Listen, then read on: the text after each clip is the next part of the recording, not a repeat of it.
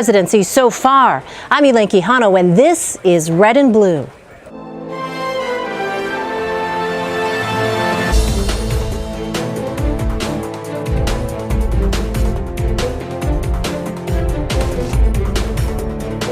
Ahead on the program, the latest on the brewing battle on Capitol Hill. Can President Trump extend an olive branch across the aisle and calm the growing divisions within his own party? And news tonight on the death of a top al-Qaeda official as debate grows over funding for defense and diplomacy. In just hours, President Trump will give the most high-profile speech of his presidency to date. This is a live look at the White House, where President Trump is getting ready to drive just a few blocks down Pennsylvania Avenue to the Capitol. He will deliver his first address before a joint session of Congress at 9 o'clock Eastern, and will have you covered throughout the night. Congressional lawmakers and Americans are expected to hear a message of unity from the president tonight. Senior White House aides tell CBS News President Trump's speech will strike an optimistic tone. He will tout his accomplishments over the last 39 days and talk about his priorities moving forward. We're also told he will call for compromise. Major Garrett is in Washington with more on what we can expect tonight. It's a busy day, and then I guess tonight will be a rather busy night. We look forward to it. President Trump's first primetime address to Congress will emphasize his domestic agenda, tax reform, infrastructure spending, and the repeal and replacement of the Affordable Care Act.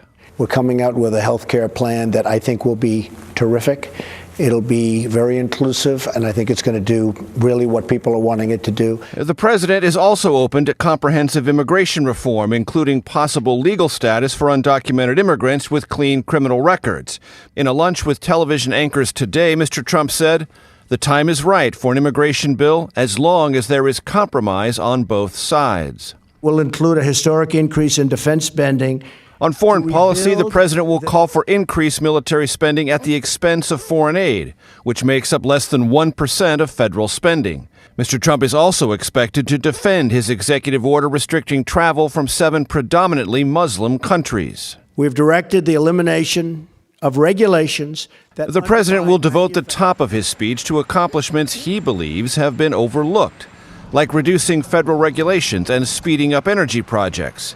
He told Fox News he's been a mediocre messenger. In terms of achievement, I think I'd give myself an A, because I think I've done great things, but I don't think I and my people, I don't think we've explained it well enough to the American public. I think I get an A in terms of what I've actually done, but in terms of messaging, I'd give myself a C or a C+. The president will also address the recent rise in anti-Semitic threats and vandalism across the country. Elaine, this will include a condemnation generally of hate crimes, with a specific reference to a murder last week in Olathe, Kansas, of an Indian immigrant. Well, Major, I'm curious, the president's openness to comprehensive immigration reform, and particularly possible legal status for undocumented immigrants with clean criminal records, would seem to be at odds with what we'd heard from those surrounding the president in the past, particularly his Attorney General Jeff Sessions, as well as Steve Bannon, his senior advisor. Do we know how it is that he became open to this idea of comprehensive immigration reform? Elaine, this has a very improvisational feel to it, something that sort of came up in the conversation with the network television anchors. It's a tradition on a day when there's going to be an address to a joint session of Congress. Typically it's a State of the Union, but in the first speech for a new president, it's simply an economic address to Congress. But there's always this traditional lunch with TV anchors. That is as it always has been. What was different today is the president, in the middle of this conversation, just interjected this idea of comprehensive immigration reform. Now, to bear down on the specifics just for a second, as my piece indicated and you just reiterated, what the president talked about is a legal status, meaning you are free of the fear of deportation, even if you're an undocumented immigrant, so long as you don't have an underlying criminal record. That doesn't mean you have a path to citizenship, but it means you can stay in the country legally and not fear deportation. Now, Elaine, during the campaign, many Trump supporters and candidate Trump himself described just that kind of approach to immigration reform as amnesty. Amnesty, that is the most volatile and politically potent word in the immigration reform debate. It is what killed George W. Bush's attempt to create comprehensive immigration reform in the second term of his presidency. It is what killed President Obama's push for comprehensive immigration reform. And it is an issue that the president later said, well, my supporters will understand because I'm not going to do anything that's going to make them that angry. Well, that's a hunch, and it is a risky political hunch because the approach candidate Trump took, and certainly the initial approach he's taken to immigration with the powers of the presidency before him, have been very aggressive on the question of undocumented status and eligibility for deportation. I mean, it was only a week and a half ago in the White House press briefing room where Sean Spicer said, if you don't have documents, you're subject to deportation under any circumstances anywhere in the country. And now the president opens up this potential avenue for a deeper and more complex conversation about immigration, which two previous presidents, as I just noted, have tried and failed to accomplish. Perhaps the president believes he is imbued with some extra special political talents on this question, and he very well may be.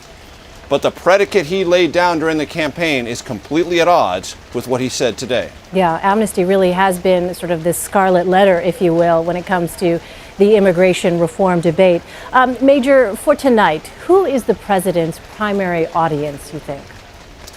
Well, certainly it's the American public. That's always true. This is a speech that will be widely watched. I am willing to venture a guess, Elaine, that tonight's joint speech, a speech to a joint session of Congress, will be, when you compare it to previous states of the Union, certainly in the Obama presidency in the latter years of it, far more watched. There'll be a great tune-in audience to see just how President Trump, a total political outsider with a kind of interesting approach to political rhetoric, handles the grandeur, handles the ceremony, handles the rostrum of the House of Representatives. I mean, it is a place that creates a sense of humility, and even for a president, a sense of, if not smallness, you're sharing your power with and recognizing the power of the legislative branch. All of that is invested symbolically in what this is going to look, sound, and feel like to viewers across the country.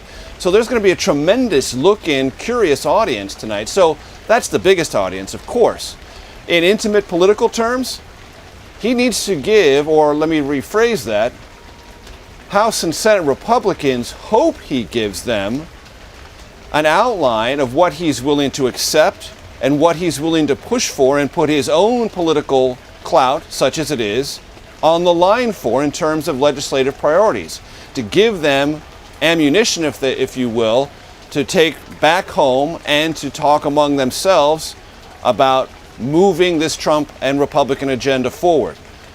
Republicans in the House and Senate know that they are in the midst of a historic opportunity.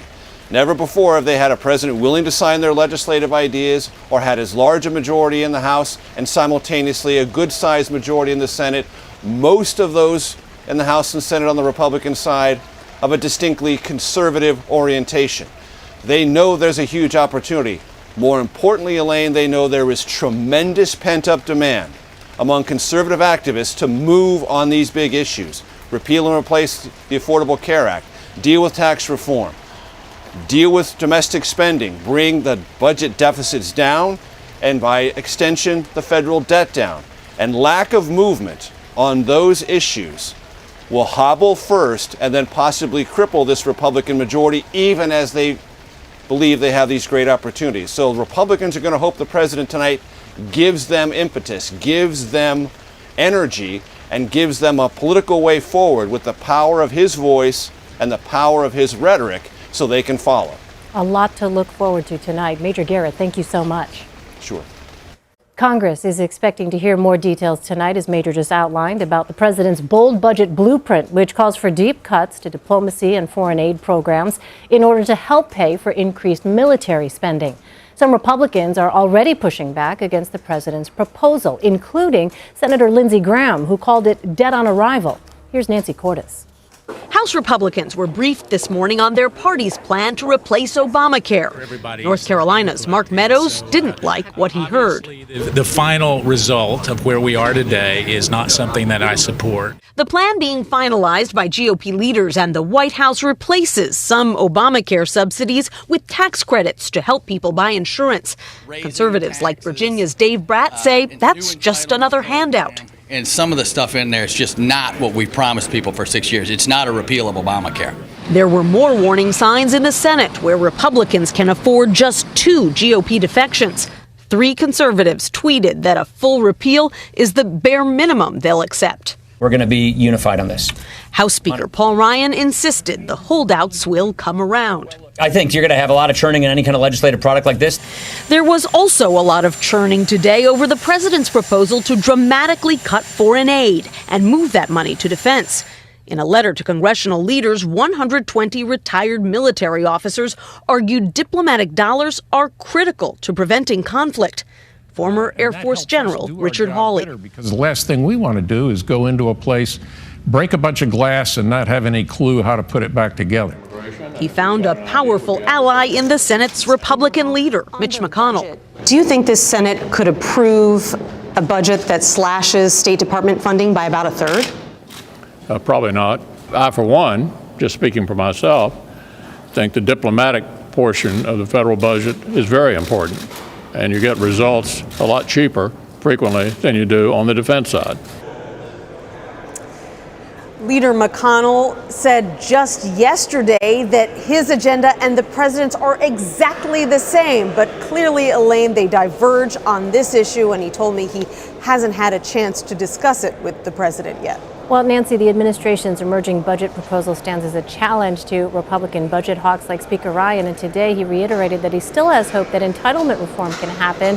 The numbers are inevitably going to be tweaked, but what's the state of play in terms of priorities and timeline? Well, Speaker Ryan said something very interesting this morning, Elaine. He said that while the president has publicly made this blanket statement that he will not be touching Medicare and Social Security, that he actually believes that the White House is open to reforms to those 2 entitlement programs, just not for people who are currently getting benefits. So he seems to think that the White House is going to be open to making some changes in the future. Right now, they've kind of got their hands full with Obamacare. That is completely going to monopolize both the White House and Congress legislatively for the next few months. Right after that, they're planning to look at overhauling the tax code. So that's pretty much 2017 in a nutshell. But Speaker Ryan, who has been insisting for years that you cannot get your arms around the national debt and start to bring it down unless you look at entitlement reform, he's just going to have to wait a little bit longer. What about repealing and replacing Obamacare? Of course, the Republicans are looking for guidance on that, and I wonder what it is that you're hearing, Nancy, on Capitol Hill. So what it sounds like, Elaine, is that Republican leaders and the White House are working pretty much in lockstep at this point, and they say that their Obamacare replacement plan is nearing the final stages. But the problem is that they are trying to thread an incredibly tiny needle here. They are trying to make sure, on one hand, that they come up with a plan that doesn't result in millions of people who are getting their insurance through the Affordable Care Act right now find out that they no longer can get the quality or cost of health care that they had before. On the other hand, there are many conservative members here on Capitol Hill who feel that Obamacare is a bloated entitlement program and that the last thing they want to do is create another bloated entitlement program. And they say, look, I don't care if it's Obamacare subsidies or the replacement plan's tax credits. I don't think the government should be in the business of helping people to buy insurance. And so that's where Republican leadership is really stuck right now, because they can only afford to lose about 22 Republicans on the House side, only 2 on the Senate side, assuming, and you have to assume right now, that they get no Democratic support. So you can see how big their challenge is as they try to come up with something that pushes all of these buttons. And we've seen situations before where you've had a much easier task to try to come up with legislation that pleases everyone, and that hasn't worked. So it's really daunting right now. All right, Nancy Cortez on Capitol Hill for us. Nancy, thank you. You're welcome. The president's pick for Director of National Intelligence, Dan Coats, was on Capitol Hill for his confirmation hearing today. The former senator pledged to support congressional probes into possible Russian interference in the 2016 presidential election. Senators from both parties signaled support for Coats during the hearing. But those same lawmakers are in a showdown over the future of those Russia probes. Democrats are questioning the impartiality of Republican Senate Intelligence Committee Chairman Richard Burr, who reportedly helped the White House rebut news stories about alleged communications between Russia and the Trump campaign. Let's bring in Oklahoma Senator James Lankford, who serves on that committee. Senator, welcome. Glad to be with you. Let's go ahead and start off with your expectations for the president's speech in just a moment. But I also want to ask this. Democrats are concerned that your committee chairman, Richard Burr, can't be impartial because he rebutted news stories about Russia on the White House's behalf. Can you understand why they are concerned? I can understand why they're concerned. Obviously, there's a news story that came out over the weekend. When you actually sit down with Chairman Burr, you find out it's a little bit different than what the news story that actually came out. The most important thing on this, the most important thing is that at the end of the day, Republican and Democrat members both have to be able to agree on whatever report is put out. So this is not a report put out by just the chairman. It's the chairman, the vice chairman, and all of the members, as well as a bipartisan staff. So while there could be statements about the chairman we can disagree on what he said and didn't say, this still has to be a bipartisan movement to be able to go through the process. Well, yesterday, the chairman of the House Intelligence Committee, Republican Devin Nunes, said he'd rather focus his probe on information leaks to journalists covering the Russia probe than on Russian interference itself. Do you see investigating leaks as the priority of your committee as well? It is a part of it. It is by far not the priority. There are all kinds of issues that are there. Obviously, leaks, anytime there's leaks from the intelligence agency, you always want to ask the reason why, because it hurts our long-term intelligence gathering, our trust with our allies, and what we actually do. You never want to have that kind of leak because people can't trust a conversation anymore. So that is important long-term. We have to deal with Russian interference. There's no question that Russia was engaged in trying to influence our election, to try to destabilize our country during an election time period. We have to confront that with us, as well as what's happening with our allies around the world and what Russia's trying to do. And there's all the accusations that are sitting out there with the Trump campaign. We have to be able to discover all the facts, be able to get all the facts out on the table so the American people have a trust with how the investigation was done and the final conclusions of that. All three of those are exceptionally important in the process. I don't think I'd put one over the other as a priority. They're all just essential, and this is an ongoing part of the work the Intelligence Committee does all the time. Well, your committee colleague, Republican Susan Collins, says she wants former National Security Advisor Michael Flynn to testify in the probe. Are you prepared to compel him to do so? I don't know if I'm prepared to compel him. I don't even know if we would need to compel him. That implies a statement that he wouldn't get a chance to come visit with our committee. We want to be able to go through a lot of interviews. I'm not going to list all the people that are in the interviews, but there are quite a few interviews that need to be done and will be done as we work through the investigation.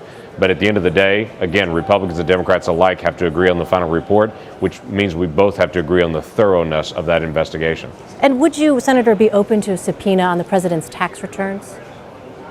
No, I don't even want to get into that. Quite frankly, we've never had to go subpoena a president for it. You couldn't even do that with a separation of powers type issue right now. So that's not even a reasonable question to be able to ask, nor a legal question that we'd have to compel the president to do. Couldn't that put to rest, though, some questions? Your colleague, Senator Collins, has said that would help kind of give a fuller picture if there are any potential ties there to Russia, financially speaking. I don't think there's even been an accusation of ties of President Trump to Russia from any financial ties as well. That's not even been out there on the table. And I understand a lot of people are trying to raise that to create it, but there's been no legitimate connection or accusation even of that on the table. Let's turn to the Affordable Care Act. What specifically can President Trump say tonight to expedite the process toward agreement on an Obamacare replacement plan? Yeah, so there's a lot of things that he can do. One is he can step out, set a tone of civility for the country. Obviously, the country's very heated after a very heated, long election time period. It's always important that in this speech, which is not really a State of the Union, but a joint session to be able to set the stage for the next year for the American people, to set a positive tone for that, but to also explain what is the problem with the Affordable Care Act, what people call Obamacare. Some people think that this is just a partisan issue. There's 6.5 million people in the country right now that are paying the penalty on their income tax rather than getting the Affordable Care Act insurance coverage. That means either they can't afford that coverage, so they're paying the penalty, or they have the option of the coverage, but they'd rather pay the penalty than to be able to get a coverage they want. It's almost identical, the number of people that are on the subsidies that have been provided for those in the individual market and those that are paying the penalties on it. So what we've seen in my state, for instance, where insurance rates have gone up 111% just in the last 24 months, what we've seen in my state is a reverse. There were people that were uninsured before, but other people that bought insurance. People who used to buy insurance now can no longer afford it. They're now paying the penalty instead. Some other individuals are now receiving the subsidies. We can't have a structure like that. So it'd be important for the president to be able to lay out, here's what the real problem is. This is not just a partisan political issue. There's a real practical issue that we've had a problem with healthcare in the past. Now it's become even worse than what it used to be. We have to be able to solve this, and then to lay out a set of ideas to be able to solve the healthcare issues that we have as a nation. Finally, Senator, we only have about a minute left, but you said you look forward to getting more information about the president's agenda tonight. Are you satisfied with the level of policy guidance the White House has offered in its first month? So the president's obviously brand new to it. He has very few of his staff in place, both in the White House. He has a skeleton staff there getting on board. A lot of them don't even have clearance yet to be able to be on board. Obviously, there's been a slowdown. My Democratic colleagues have done a historic slow walk on cabinet officials. Every other president other than George Washington has already had their full cabinet by now. We're still fighting to get cabinet nominations through at this point. So it's very difficult for him to bring policy recommendations to us when he doesn't even have a cabinet yet. That cabinet has not been able to even hire their staff yet. So some of the blame that's on the president for not being able to bring forward some of the ideas are because he doesn't have a staff yet. And he can't get a staff till we get it through the Senate. So while he's trying to get a lot of things through, it's important we get busy as a nation. There are a lot of issues we have to deal with. I understand why it's been a little slower to bring proposals in there when you don't even have your team on board yet. All right, Republican Senator James Lankford of Oklahoma. Senator, thanks very much for your time. Thank you. Glad to be with you. Still ahead, in our special edition of Red and Blue, Senator Sanders weighs in. His thoughts on the division across America ahead on Red and Blue, only on CBSN. As the White House prepares to reintroduce its travel ban executive order, CBS News has learned that the intelligence arm of the Department of Homeland Security is in crisis mode. CBS News Homeland Security correspondent Jeff Pegues is in Washington. And Jeff, let me ask you, debates inside and among intelligence agencies are standard and even encouraged. How is this different? Well, this one is different, Elaine, in that it is going public. The details of this rift, and I've been told by former and current government officials that the atmosphere within the Intelligence and Analysis Unit at the Department of Homeland Security, the atmosphere is toxic. And there is a crisis mode right now because there appears to be a revolt. And so what is different here is the fact that this discord within this very important intelligence unit within DHS has gone public. Well, Jeff, based on what you've learned, does there appear to be any kind of resolution in sight? Well, that's a good question, and that's what really caught my interest when it comes to what it came to reporting this story today, is that this is a dispute within this intelligence unit that has been ongoing for at least a couple of weeks now. And so the question is, why hasn't this been resolved? It is still an issue. There are people, there is still bad blood within the unit, if you will, because as these, and some of them are experienced intelligence officers, were putting together this original leaked document that is connected to the new version of the travel ban that's coming out tomorrow. So as they were putting this document together, there are these concerns that the process as a whole has become politicized. And so that's what really sparked this debate within this unit. And the fact that it has been ongoing for this long, that is a concern for certainly DHS officials. Really fascinating reporting. Homeland Security correspondent Jeff Pegues in Washington for us. Jeff, thank you. Coming up on Red and Blue, the president's promise of economic growth. Will he deliver on his America First doctrine when it comes to the economy and jobs? Plus, manufacturing hope.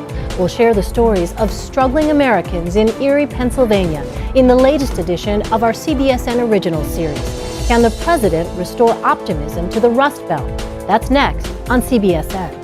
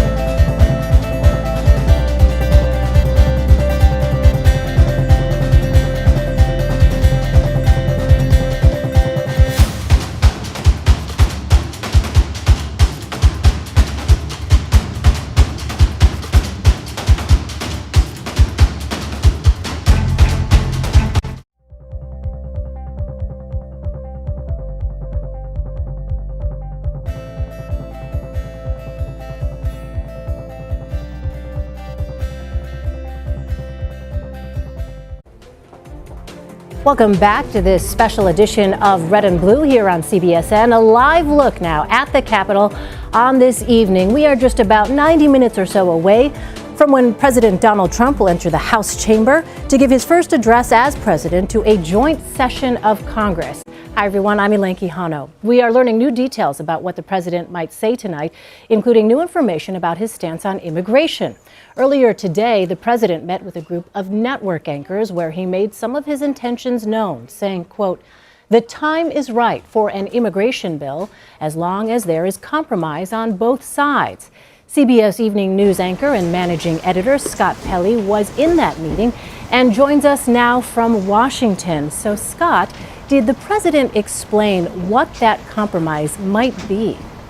Well, Elaine, there's not a great deal that we can say about what the president said to us because only that quote was on the record. But we did talk to senior administration officials today who gave us a better read on what the president meant exactly. And part of this is a major departure from what President Trump said he would do during the campaign.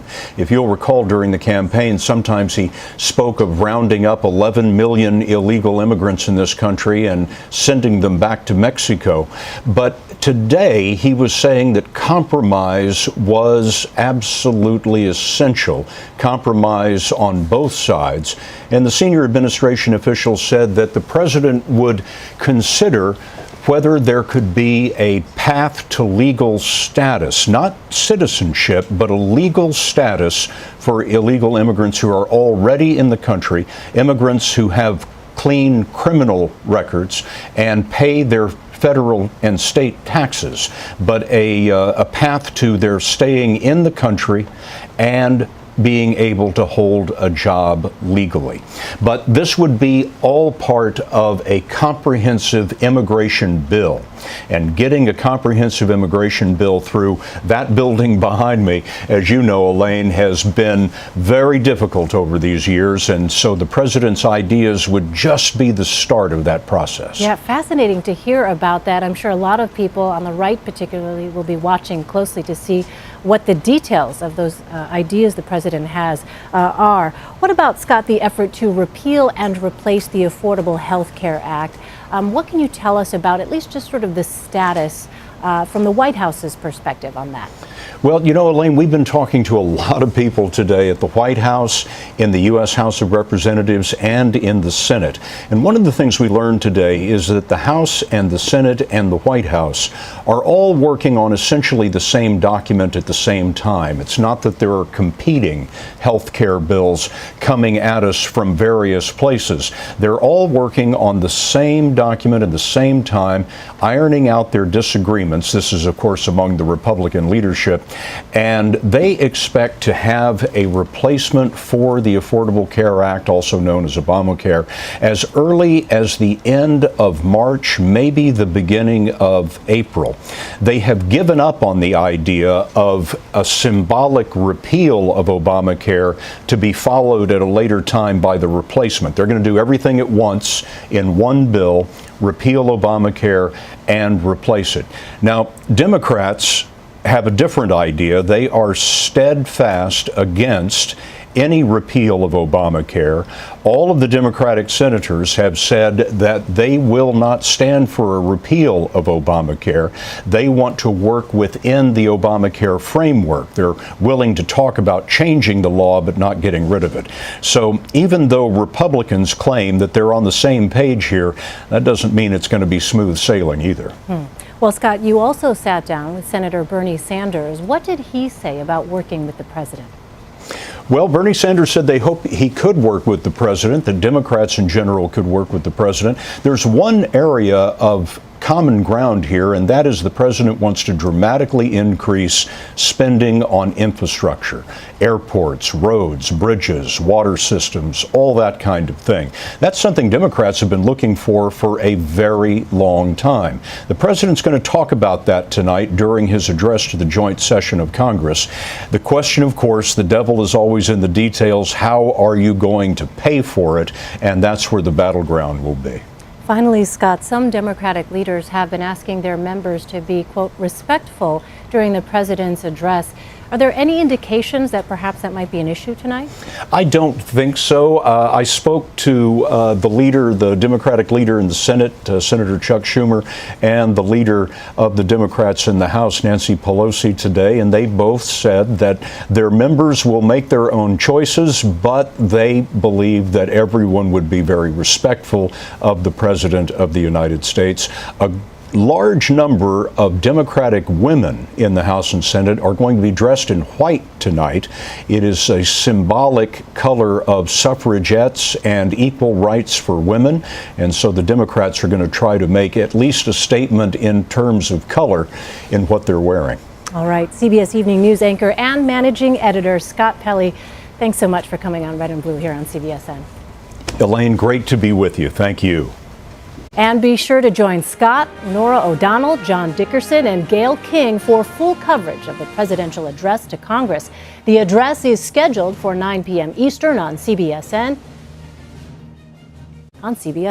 President Trump is expected to address a wide range of issues in his speech tonight, including immigration, health care, and strengthening the military. But one specific issue that Americans want more clarity on is the president's plan to boost the economy and job growth. The latest CBS News poll shows optimism about the economy is on the upswing. 61% of adults surveyed say they feel good about the state of the economy, up 6 points from December 2016. And take a look at this. Right now, the country is at one of its lowest levels of unemployment in the past 10 years, significantly lower than when President Obama took office in January 2009. However, one community hasn't seen the fruits of reduced unemployment. That's the city of Erie, Pennsylvania. Once a mainstay of manufacturing, the city is now a shell of its former self. For years, Erie hemorrhaged jobs at an alarming rate. And in 2016, lifelong Democrats eager to stem the bleeding did what they once thought was inconceivable: vote for the Republican nominee and now President Donald Trump. Our Jamie Yukas traveled to Erie to find out what specifically motivated the change of heart. Here's an encore presentation of the CBSN original, America Manufacturing Hope. My brother worked for GE, and they were in the union, but during the year that they were laying them all off, 6 men killed themselves. My brother was one of them. You don't understand the human toll that comes along with people getting laid off. It's very emotional. Together, we will make America great again. That's right. Thank you, God bless you, and God bless America. Thank you. God bless America. That was a good speech.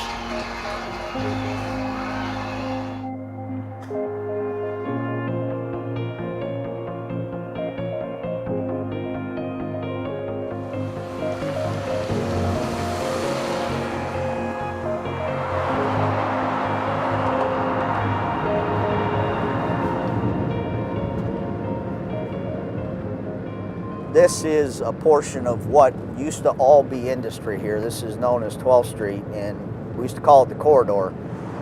We used to make everything from tires to heavy equipment to, stuff for industry and energy. I mean, these are huge buildings. Yeah, and they're some of the smaller ones, actually. How long have those been sitting there like that? Oh, decades. A lot of it's been torn down. It looked like a graveyard. It does, doesn't it? That's the story of a lot of Erie. It looks like a graveyard. When you strip better than 30,000 manufacturing jobs out of an area, this is what happens. Sorry, now I just heard you sigh. I was just thinking, I think that there's a portion of people that purposely drive a different way just so they don't have to see it. Really? Yeah, I do. It's very disheartening. This is from areas that experience mass layoffs. It's designed to try to stimulate. Scott Slauson heads the union representing more than 3,000 GE workers in Erie, Pennsylvania. Sure. Much of his day is spent consoling workers who've just lost their livelihoods. A heavy burden to bear. We don't like to see average, everyday working people lose their jobs. I mean, it's heartbreaking. Does it make you fearful about where manufacturing is headed? I think there's a general sense across the United States. I know up here, you know, in what's known as the Rust Belt states, I'd say, yeah, absolutely. There's a fear of what direction are we going and how bad is it going to get. Donald Trump came here and he promised a lot of people that he would restore jobs in the United States. Desperate times call for desperate measures, and people will take a desperate position, even if it's not in our best interest sometimes. That desperation stemmed from decades of economic decline, coupled with the sense that no politicians would stop the bleeding. Since its peak in the 1950s, Erie has lost nearly 30,000 manufacturing jobs. And despite being a union town that's voted blue since the Reagan years, Erie, like so many other manufacturing towns across the U.S., flipped for Trump. The middle class is disappearing. The ability to have, you know, a single job that pays the bills and pays for the mortgage and pays for your vehicle and puts food on the table, those days are disappearing. I think it's hard to understand, at least I didn't understand until I came to Erie, and how much of an impact this fleeing industry, these buildings, these jobs leaving, the kind of stress that puts people under. You hear about the job losses and the numbers, but until you actually see it, I don't think you have a true sense of what it has done to the community here.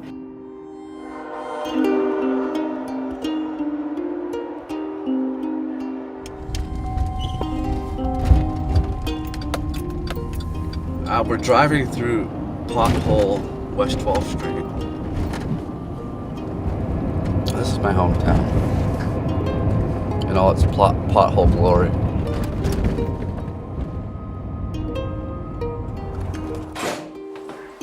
This is my daughter's volleyball practice.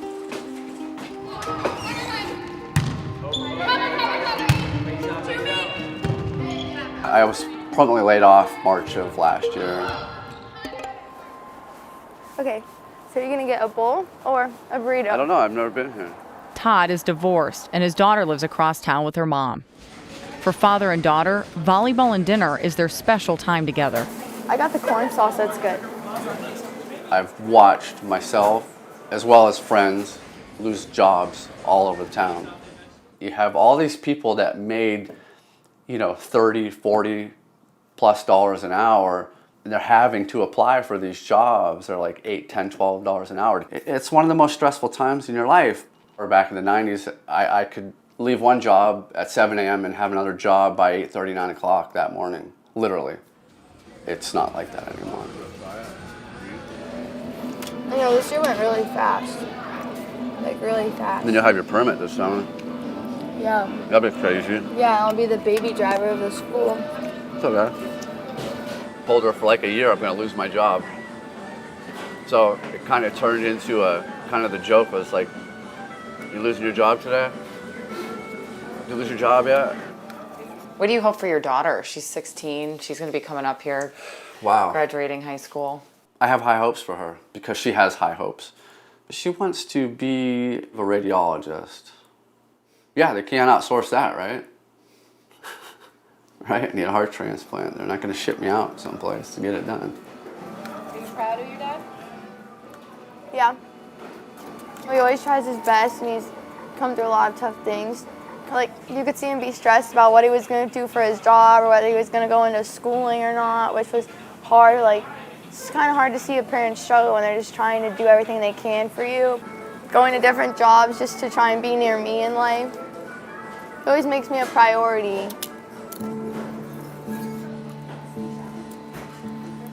Is the American dream broken? It was. But as you can see from the election that people are trying to get it going again. You think that's really what this election was about? Yeah. I mean, because if you see who really won the election, who made the turnaround, the Rust Belt, the states that were always Democratic, Now we're being overtaken by the workers who have either been outsourced, outplaced, forgot about, had their backs turned on them. They had enough. It's unique. Erie's labor force has dropped by nearly 12,000 in the last decade. The population has dipped under 100,000 people. Throughout town, you can see and feel the uncertainty. My one economic professor, he always says, like, we're very thankful that you all come to learn here, but we kind of hope that you stick around. And you use this human capital and what you've learned to improve Erie. I mean, he's kind of right. I mean, a lot of people, they get their degree and they walk the stage and then they'll never step foot in Erie County again. Like a lot of manufacturing towns, Erie's losing many young people. Justin, Grant, and Matt will soon graduate from college, and the prospects aren't great. This is, a town where there's so many generations of people. You watch the population decrease here, and it's like, what is this town going to look like in 10 or 15 years? Exactly. My parents are both from Erie. Mom went to Villa, Dad went to prep. I would love nothing more than to have a family here and just keep trying to improve Erie, but all these businesses are leaving. It's probably going to be tough to find a job here that's, good paying, so. So you think you're going to have to leave? I think so. I think that's kind of inevitable, almost, Oh, wow. Touchdown.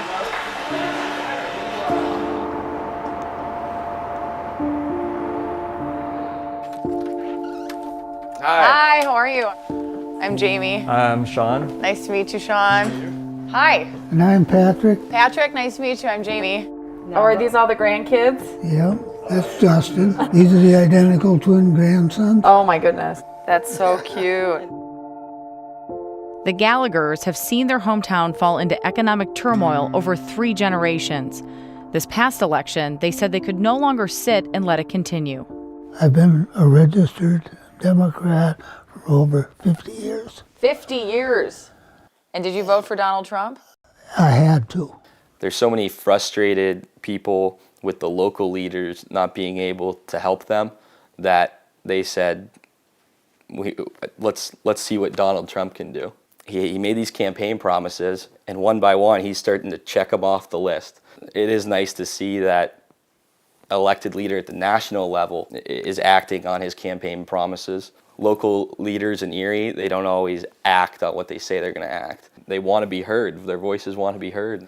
At some point, if I have to run for office to see change, then I'll do that. You have political ambitions. Yeah, a little bit. Thanks for coming tonight. You develop the skill of working hard at this age. When you get into a job, when you get into college, you're going to be working hard just because of the habit of that throughout the season. Justin's aspirations led him to run for school board, winning his election at the age of 20.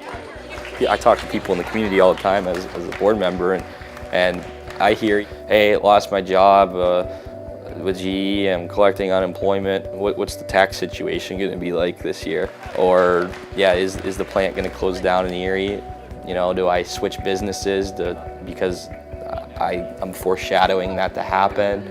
I got to be like, well, I'm one guy on the board of 9 people, and I hear you. I listen to the people, but it's tough. It's tough hearing those kind of things. Nick, you're not registered to vote, are you? I'm just trying to get a couple different school board candidates on the ballot this year.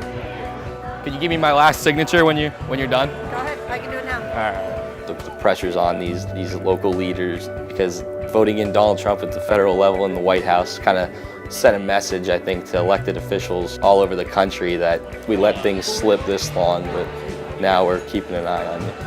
There you go. Appreciate it. No problem. I need 3 more Republicans.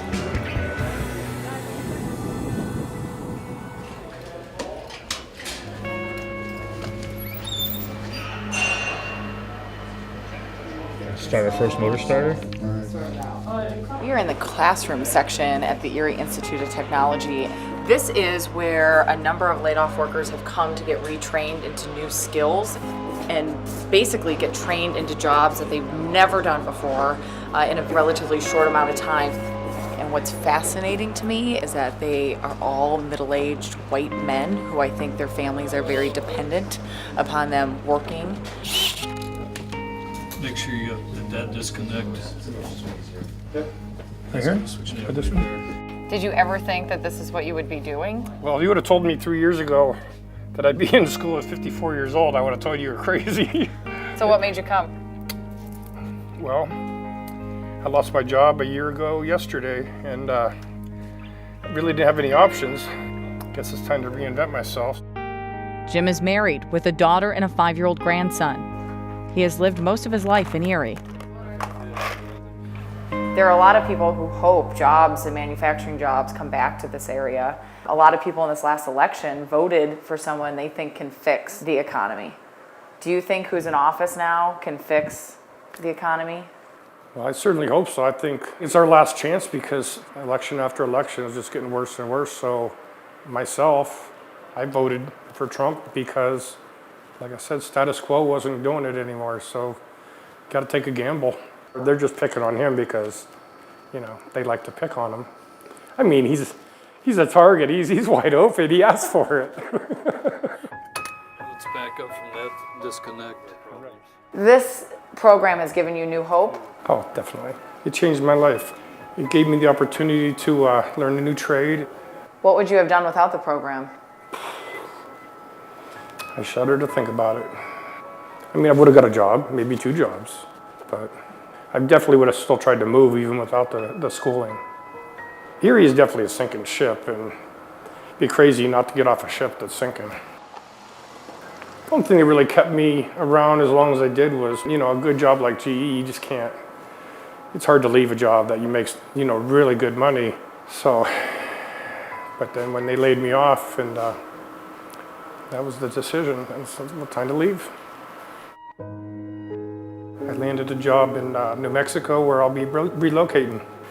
Did you feel like you wouldn't be able to find a job here in Erie? Well, you could find a job here, but I would be making less money than people at Walmart. Really? Less than $10 an hour for HVAC in Erie. Just like I said, time to get out of this town.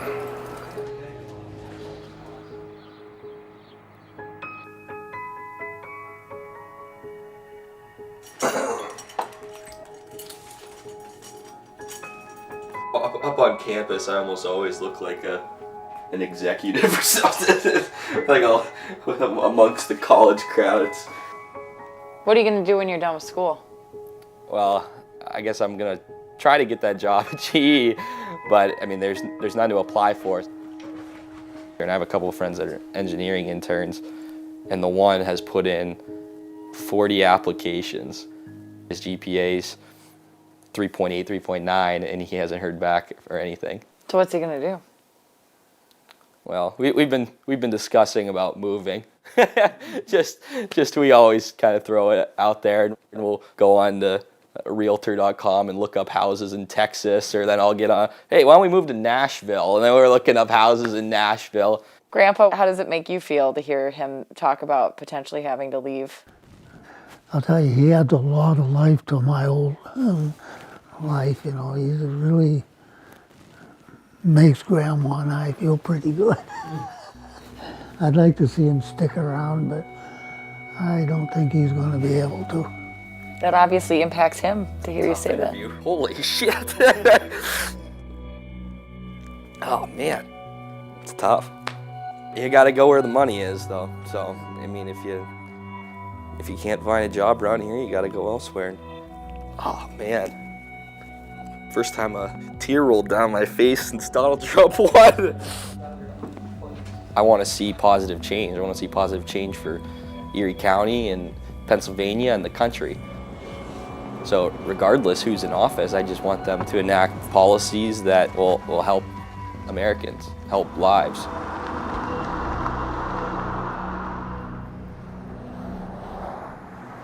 Nice day today. It's going to be 60 degrees. House is for sale, but nobody seems to be too interested in it. They're talking about closing schools and doing away with all sports, so it's kind of hard to sell a house around here.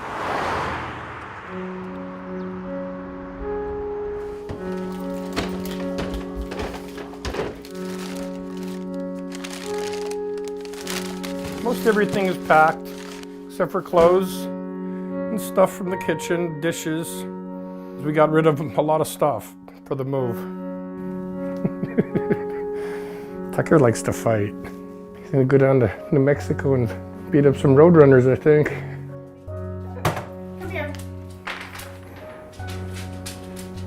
We're moving into an apartment. We're lucky that we can take the cats, but we can't take the dog. So we're trying to find Randy a new forever home.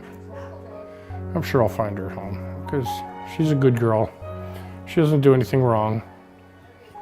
I figured this would be where I lived for the rest of my life, but it's not looking that way. Well, sad, but also happy because I'm starting a new life.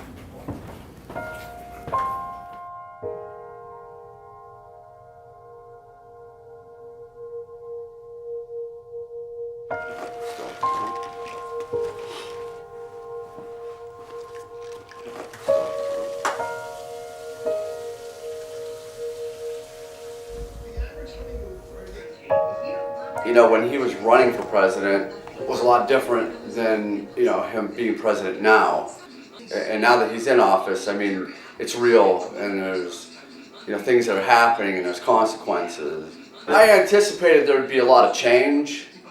I just really, I didn't think it was going to be this fast. It's just like too much all at once. It just doesn't seem like it's well thought out to me, I guess, you know? But, I mean, I'm still hopeful. The biggest fear I have is that, you know, we're gonna take what was once a very proud industrial manufacturing city and, you know, we're gonna go the way of Detroit. You know, we'll be filing bankruptcy, we won't be able to keep our schools open, you're gonna see abandoned building after abandoned building, and Erie will become a ghost town.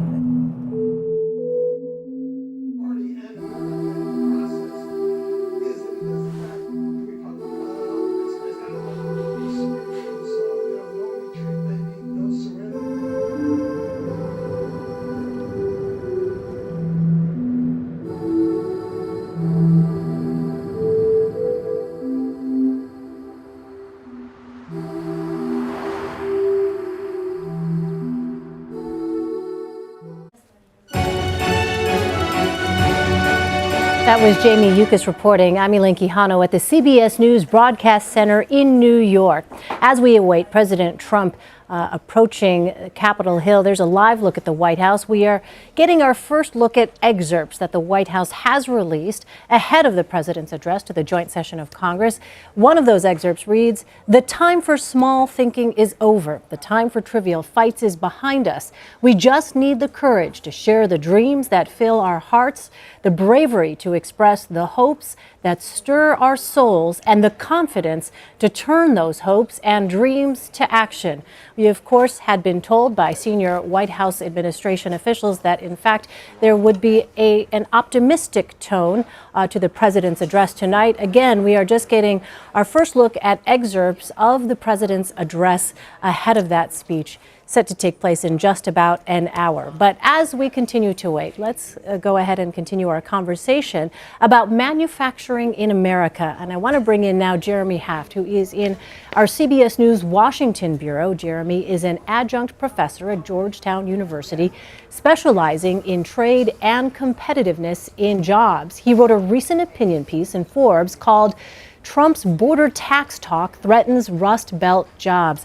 Welcome to you, Jeremy. Thank you, Elaine. Good to be here. Well, let me start off by asking you, many Americans voted for President Trump based on his propensity to boost job growth in the country. However, in your op-ed, you argue that some of his proposed economic policies could actually be harmful to growth. What did you find? Well, that's right. I mean, throughout the campaign, we saw the Rust Belt as the poster child for globalization gone wrong. So tombstones scattered across the landscape, shuttered factories. Trump gave his big speech on trade and jobs in Pennsylvania. And of course, there was the inauguration speech about American carnage. But when you scratch the surface and look at really what's happening in the Rust Belt, you see a very different picture. Yes, there have been communities that have been devastated through lost jobs and the closing of plants. But the greatness of American competitiveness is also on display in the Rust Belt. What we see is a vital powerhouse of advanced manufacturing and exporting. So if we just look at Ohio, Michigan, and Pennsylvania, sort of core Rust Belt states, we'd see that tens of thousands of companies are exporting their products to the world, to Canada, to Mexico, to China.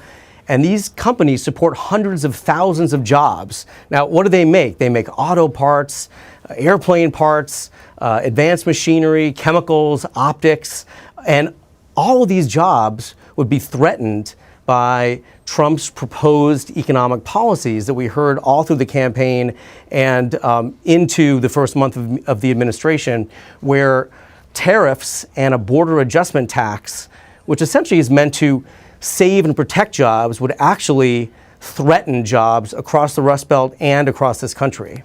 Well, Jeremy, let me ask you, tariffs are a pretty traditional populist response to boost jobs. And in your op-ed, you write, tariffs pick winners and losers, protecting some jobs at the expense of others. If we want trade policies that help all American workers, we first need to revamp the way we measure trade. And I think this example that you talk about is fascinating. You're basically saying the metrics that we use to talk about trade are wrong. Can you elaborate on that? Sure. Well, basically the metrics we've been using to describe trade have predated globalization.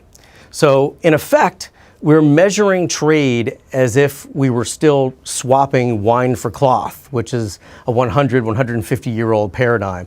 These days, most products are not made in one country. So, for example, this tie or this ballpoint pen or the iPhone in my pocket or the Advil I took a few minutes ago, they're made by many countries. But the problem is our trade numbers consider a product made 100% by the last country that shipped it to us. So, for example, an iPhone contains only about 6 to 7% Chinese value add. And yet we count it as 100% Chinese value add in our trade numbers. So this gets us into trouble because the trade balances make China and Mexico, for example, much larger in their trade footprint than they actually are, and it obscures America's contribution. It minimizes America's trade footprint. And this gets to the heart of why the tariffs would threaten jobs, because most of what we import from countries like Canada and Mexico contain a high degree of US-made content that we don't count in our numbers. So for example, when we're importing cars from Canada and Mexico, they contain a high degree of US-made auto parts, at least 60%. So if you raise prices on the imported Canadian and Mexican cars, you're going to depress the demand for the auto parts that go into those cars, and therefore would threaten jobs at all the auto parts factories that span the Rust Belt. Yeah, I mean, so let's talk more specifically about NAFTA. The president has expressed fierce opposition to NAFTA. He blames it for the heavy job losses in the Rust Belt. He calls it the worst trade deal in history. Has that policy been as hurtful, in your view, as the president claims? No, it hasn't, and the numbers bear this out. I mean, if you look at employment numbers in the manufacturing sector, for example, really manufacturing jobs started a steep decline in 1979. So that was 15 years before NAFTA was signed into law. There are other dynamics at play here that are driving down manufacturing, and they're mostly productivity gains and technology gains. Trade and the impact of trade on jobs and manufacturing has been grossly distorted, again, by out-of-date metrics. So no, I would argue that NAFTA has actually been a boon to many industries. It's a huge driver of growth in the agriculture sector, for example, and also in many of our advanced manufacturing sectors.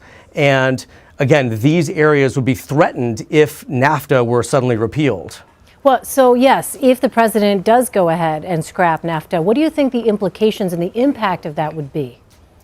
Well, we've already seen on the Hill clamorings and stirrings by many of the industries trying to get the president's ear to say, look, especially the agriculture sector and other sectors have approached the president and said, look, if NAFTA is repealed, we're going to take a big hit. So if NAFTA were to go away, I think we would see millions of jobs across the United States impacted. And that's not an exaggeration because the Commerce Department estimated that over 10 million jobs in the United States are directly supported by exports. So with Canada and Mexico as our number 1 and number 2 export markets and China as our number 3 export market, with NAFTA going away, that would suddenly make our exports less competitive and would take away the platform that our exporters use to access these markets as they do today. So without NAFTA, you'd see a great deal of hurt across this economy and ironically in the very base that voted for President Trump. Jeremy, before we let you go, I've just been handed additional excerpts from the president's address to a joint session of Congress that we're expecting to take place here in just about an hour or so. This excerpt reads, "We will raise wages, help the unemployed, save billions of dollars, and make our communities safer for everyone. Our economic team is developing the historic tax reform that will reduce the tax rate on our companies so they can compete and thrive anywhere, and will anyone. At the same time, we will provide massive tax relief for the middle class." Let's go ahead and take the first part of that. The corporate tax rate is something that we have heard. We heard candidate Trump talk about. We heard a number of his Republican opponents talk about as being a factor in keeping the economy from reaching its full potential. What is your view on what the president is here talking about, cutting the tax rate for corporations, the theory being that will encourage them to stay in this country and therefore create more jobs? Well, we've heard this theory proposed over the years, and really the corporate tax code is among the lowest in the world. And if you look at our exports, you would see that, in fact, the United States is not some hobbled economy that is uncompetitive. In fact, in 92% of all congressional districts, our exports to China have at least doubled over the past 10 years. So that means in every state, in almost every district, in every town, in every city, our exports to China and to the world are booming. So the corporate tax rate is not some kind of impediment to our competing. In fact, American companies remain the most competitive in the world. And the second part of that, providing massive tax relief for the middle class. Obviously, no specifics in this particular excerpt, but that certainly sounds like that would be welcome news to a lot of Americans. It would be welcome news to a lot of Americans, including this middle class earner. But the question is, how do we pay for that? Ultimately, my concern is if we cut taxes significantly, then there'll be a big temptation to raise revenues through this border adjustment tax, which we're told will raise in excess of $1 trillion a year. But again, I believe that would directly harm American interests and particularly manufacturing workers. So yes, I think a tax cut would be great. How stimulative it would be to the economy is up to debate, but the way you pay for it is the question. And if you pay for it through tariffs and through border adjustment taxes, that would be a big loss. Just look at steel. Every steel job saved through tariffs over the years has killed 3 American jobs downstream. Every job in tires, in tire manufacturing that was saved through tariffs kills 3 jobs downstream. So yes, tariffs pick winners and losers. And if you want to favor some American workers over other American workers, I would say that goes to the very basic question of fairness. If we want to promote all American workers, then we need to think differently about our trade policies and our tax policies. All right, we will watch to see what details the president provides on all of these issues in the coming hour. Jeremy Hafton, Washington, we very much appreciate your perspective. Thanks so much for having me. Up next on Red and Blue, Senator Bernie Sanders says never in his lifetime has he seen a president who seems to be working overtime to divide the nation. More on what he hopes to hear from President Trump tonight. And the president gets another chance at messaging. We're counting down to the president's big speech. What we can expect to hear about healthcare, immigration, defense, and more. You're watching Red and Blue.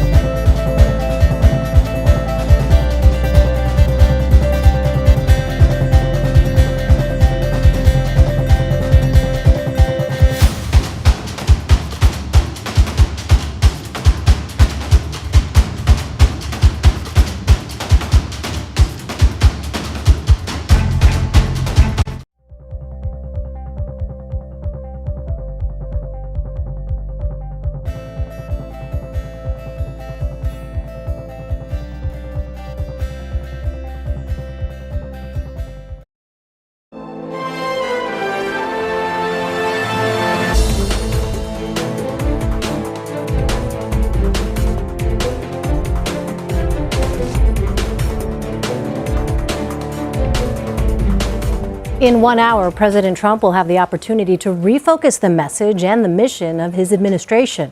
This is a live look at the White House as we wait for the president to make the short trip down Pennsylvania Avenue. He'll address a joint session of Congress for the first time as president. And just moments ago, we got some excerpts of the president's remarks, including details on his plan for the Affordable Care Act. He will say, quote, "Tonight I am also calling on this Congress to repeal and replace Obamacare with reforms that expand choice, increase access, lower costs, and at the same time provide better health care. Mandating every American to buy government-approved health insurance was never the right solution for America. The way to make health insurance available to everyone is to lower the costs of health insurance, and that is what we will do." The president will also call for a lowering of the corporate tax rate, and he'll demand massive tax relief for the middle class. In his first major speech to the American people on Inauguration Day, he painted a grim picture of the country, a nation of carnage dotted with rusted-out factories. Tonight, we may hear a more optimistic tone from the president with messages of unity and compromise. I want to turn now to our panel. Kevin Sher, former communications director for the Romney-Ryan campaign, also in Washington, Democratic strategist Joel Payne, and in Arlington, Virginia, Politico White House reporter Tara Palmieri. Welcome to you all. Kevin, let me begin with you. As someone who has worked closely with Speaker Ryan, what do you make of the administration's budget proposals so far? Well, look, I think overall in tone tonight, I think it's interesting that we're going to hear probably the most optimistic speech that we've heard from him since election night. And I think, in terms of the budget, they're going to have to come to an agreement. His budget is an outline of what he wants to see, his priorities.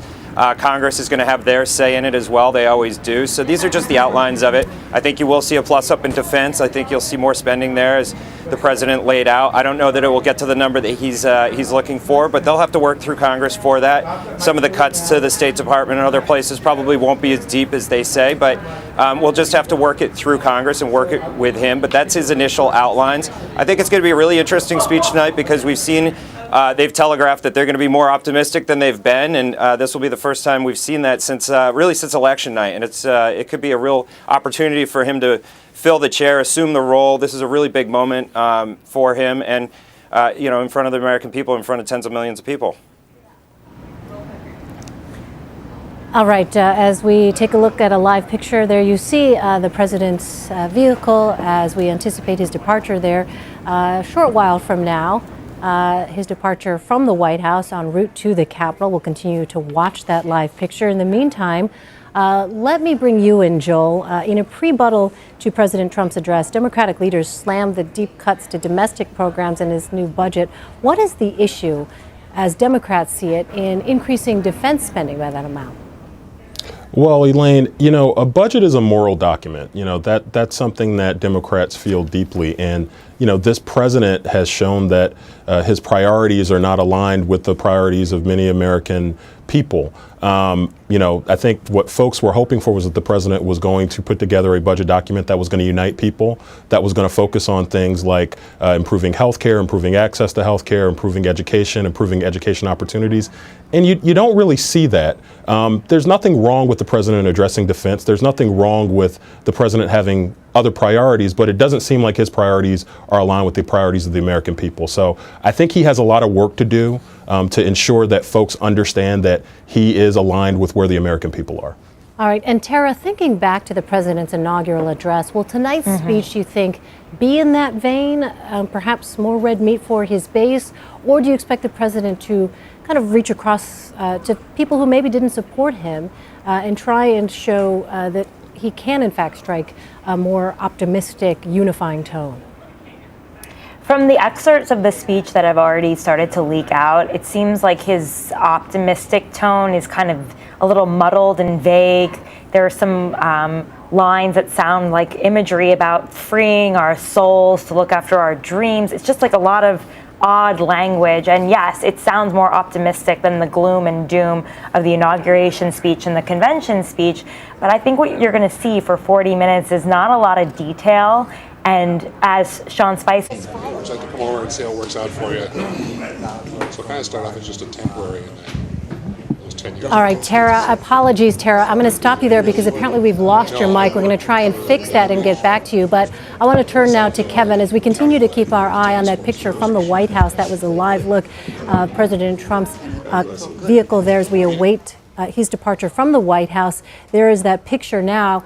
Kevin, what do Republicans, you think, need to hear from President Trump tonight in order to go ahead and counter some of the criticism that they've been facing, as we saw last week during those town halls, some very passionate opposition to some of the policy proposals? In this opportunity and on the road in the next couple of weeks, I would think, have to take this opportunity to lay out the reasons why Obamacare is failing, and really demonstrate to the American people that it has to be fixed either way. We're going to do the best. We're going to take the best approach to it to offer healthcare options to the American people that are actually affordable. It is, affordable healthcare, or the Affordable Care Act is hardly, giving affordable care to millions of people. Anybody on the exchange right now is facing really high deductibles and really high premiums as well, and very few choices, and it would need to be addressed either way. So if the president can come out and in some way, he's not going to get into a lot of detail tonight, I don't think, but he's going to have to take his show on the road and continue to make that case, because they're in the governing phase now. They're writing the legislation, they're having the hearings. They're going to have to get some real specifics and some real meat on the bones of what that replacement looks like. And anytime a president tries to address health care in '94 with Bill and Hillary attempting Hillary care and getting wiped out in the House in '94, and then in following Obamacare in 2009 and 10 with the loss of the House. It's a very emotional issue for the American people, and it's a very tough thing to address. But look, the Republicans ran on this for 7 years now, and have been elected to do this job, and this is what they said they were going to do. They're going to go in and now do it. And they're going to be judged for it. And there's another election in less than 2 years, and if they don't get results on it, they'll be judged again. And in 2020, Donald Trump is going to have to answer for what changes are made to the healthcare system, and he knows that, and tax reform as well. So the agenda is pretty specific, it's pretty clear, but he's just got to put some more meat on the bones of exactly how they're going to do it now. Joel, let me ask you, in thinking about the reaction from Democrats to tonight's speech, would you expect a moment like we saw back in 2009, Congressman Joe Wilson shouting, "You lie," to President Obama during his address? Is that something that you think potentially, given how heated the political atmosphere has been, is that, you think, potentially something that might take place tonight? I think we're all...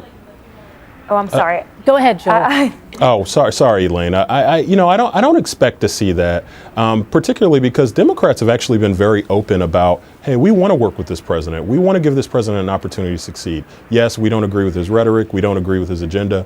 But like any president, you want that president to succeed.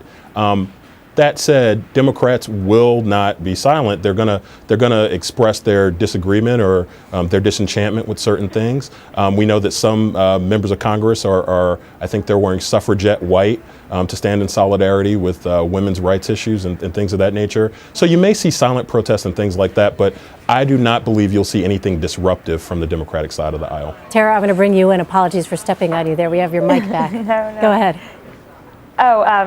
I was going to say that I expect that there will be some sort of fireworks at some point during the State of the Union. I can't imagine that they would just sit by and listen to some of the tougher rhetoric from Trump, even if it's like boos or just the emotion that you'll see perhaps on Pelosi's face. I think we're going to see a lot of physical cues at some point from the Democrats. Like Joel said, what they're wearing will be obviously a sign, but I don't think that Trump isn't used to having a one-way kind of speech. That's why he loves rallies. He feeds off the crowd. And it'll be interesting to see how he feeds off of the Congress and how they will react to him and what that will do to him in turn. I mean, he's very easily tweaked as well. So we'll see what happens. I think you'll see a lot of drama tonight. Yeah, as we continue to watch this picture here for our viewers who might just be joining us, we are keeping an eye on this image at the White House, where we expect President Trump shortly to be entering his vehicle there en route to the Capitol, where he will, of course, make that address before the joint session of Congress. Kevin, let me go ahead and ask you about something that has certainly gotten a lot of attention ahead of the president's address tonight, and that is the concept that the president may be open to comprehensive immigration reform that would include a possible path to legal status for undocumented immigrants with clean criminal records. That would seem to be a departure, wouldn't it, Kevin, from what we have seen from Donald Trump and his advisors, particularly so far? Yeah, this would be particularly momentous if. Look, I've thought for a long time that Donald Trump is probably the only person who could really bring a compromise on immigration, because he's laid out such a a pretty far out there position when he first announced, when he came down that escalator in New York, and he announced in very harsh language that he was going to build a wall, and he threw some names out there that probably that he wouldn't be using now.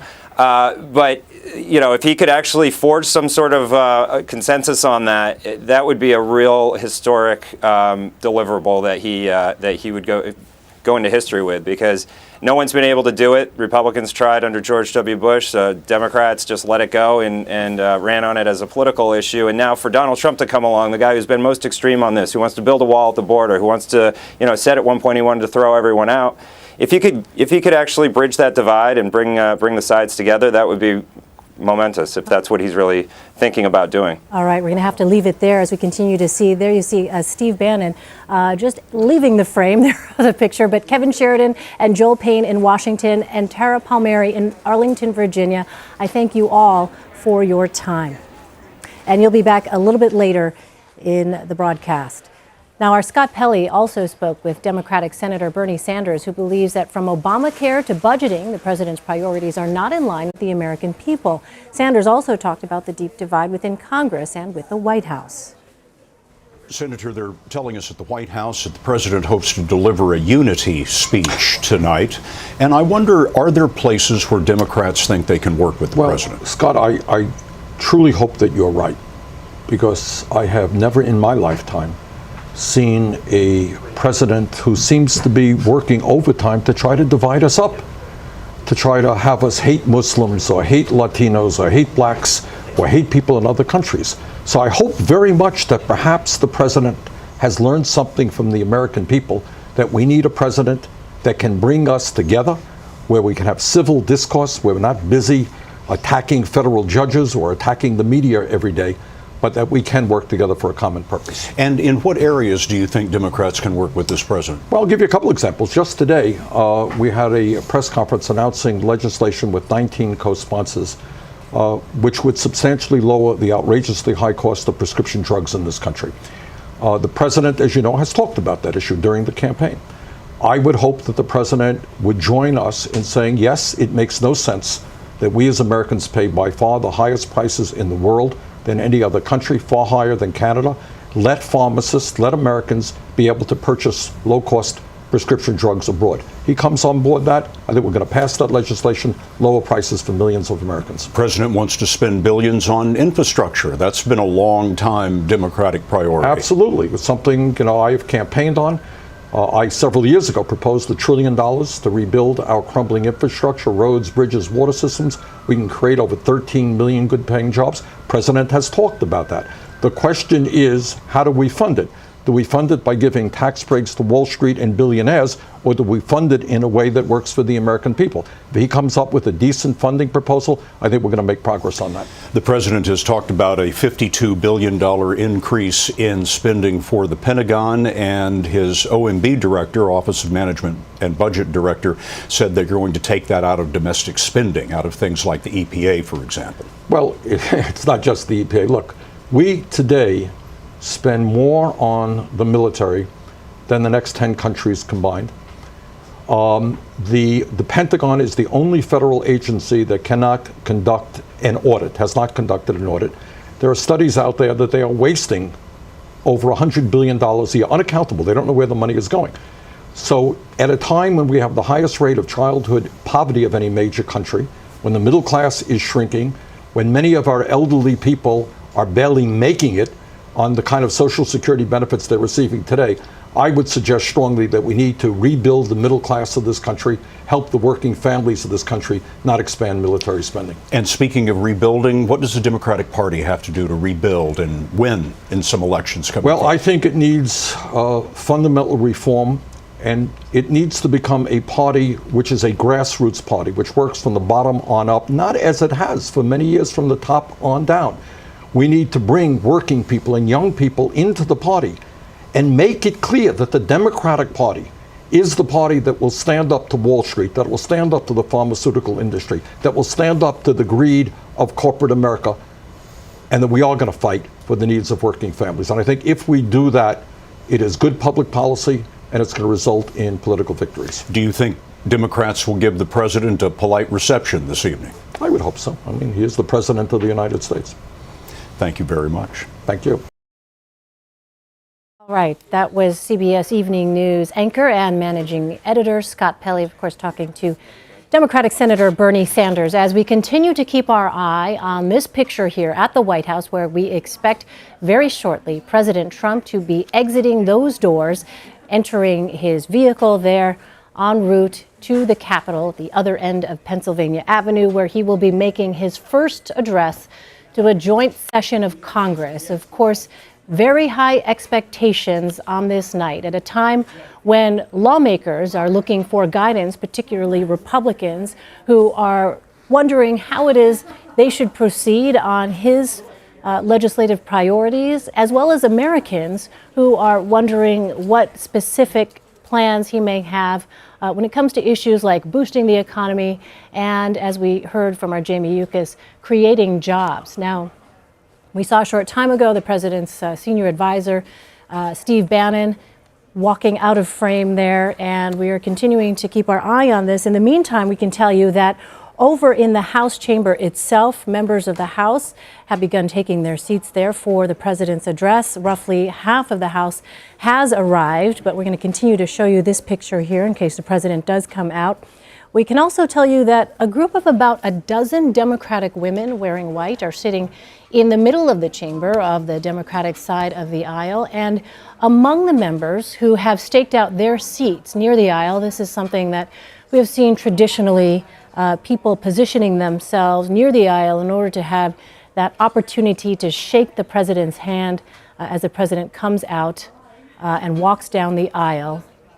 We see some moment here, a little bit of activity, and we were told any minute we'll be seeing the president walk out. But among those members who have staked out their seats on the aisle, Republican Peter King of New York. There is Sean Spicer we see coming out, the president's White House press secretary, of course. There is Kellyanne Conway, senior advisor to the president. And very shortly here, President Trump himself is expected to exit the White House. And a lot of anticipation on the details regarding health care, regarding immigration. The president telling a group of network anchors earlier in the day that he, in fact, would be open to comprehensive immigration reform that would include legal status for undocumented immigrants with clean criminal records. That would be millions of undocumented immigrants, and as we were just talking to our Kevin Sheridan about a moment ago, that would represent a major about-face from what we had heard from not only Donald Trump himself, but of course many of his top advisors who had argued that in fact those undocumented immigrants here had violated this country's rule of law and therefore should be subject to deportation. Again, we are awaiting President Trump's departure from the White House here. He apparently just tweeted saying that he's going to be live at 9 p.m., hashtag joint address. So there is a look on the right side of your screen, the president's tweet there just moments ago, the image from that tweet, essentially letting those know who may not be near a screen at this moment that in fact he will be delivering that address. There are Ivanka and Jared Kushner, Stephen Miller, and President Trump himself set to depart the White House here very shortly in what you can see is a very rainy Washington, D.C. We've watched there the weather, the photographer having to wipe the lens a few times there. But on this night, a lot of focus will be on both the substance of the president's speech, but also the tone in which he delivers that speech. As you recall, there was much criticism after the inaugural address from the president's opponents about the negative view, they said, that the president portrayed of America. But senior White House aides have said that this address to the joint session of Congress will be optimistic, will have unifying messages, and here now the President of the United States and the First Lady, Melania Trump. Let's go ahead and listen in.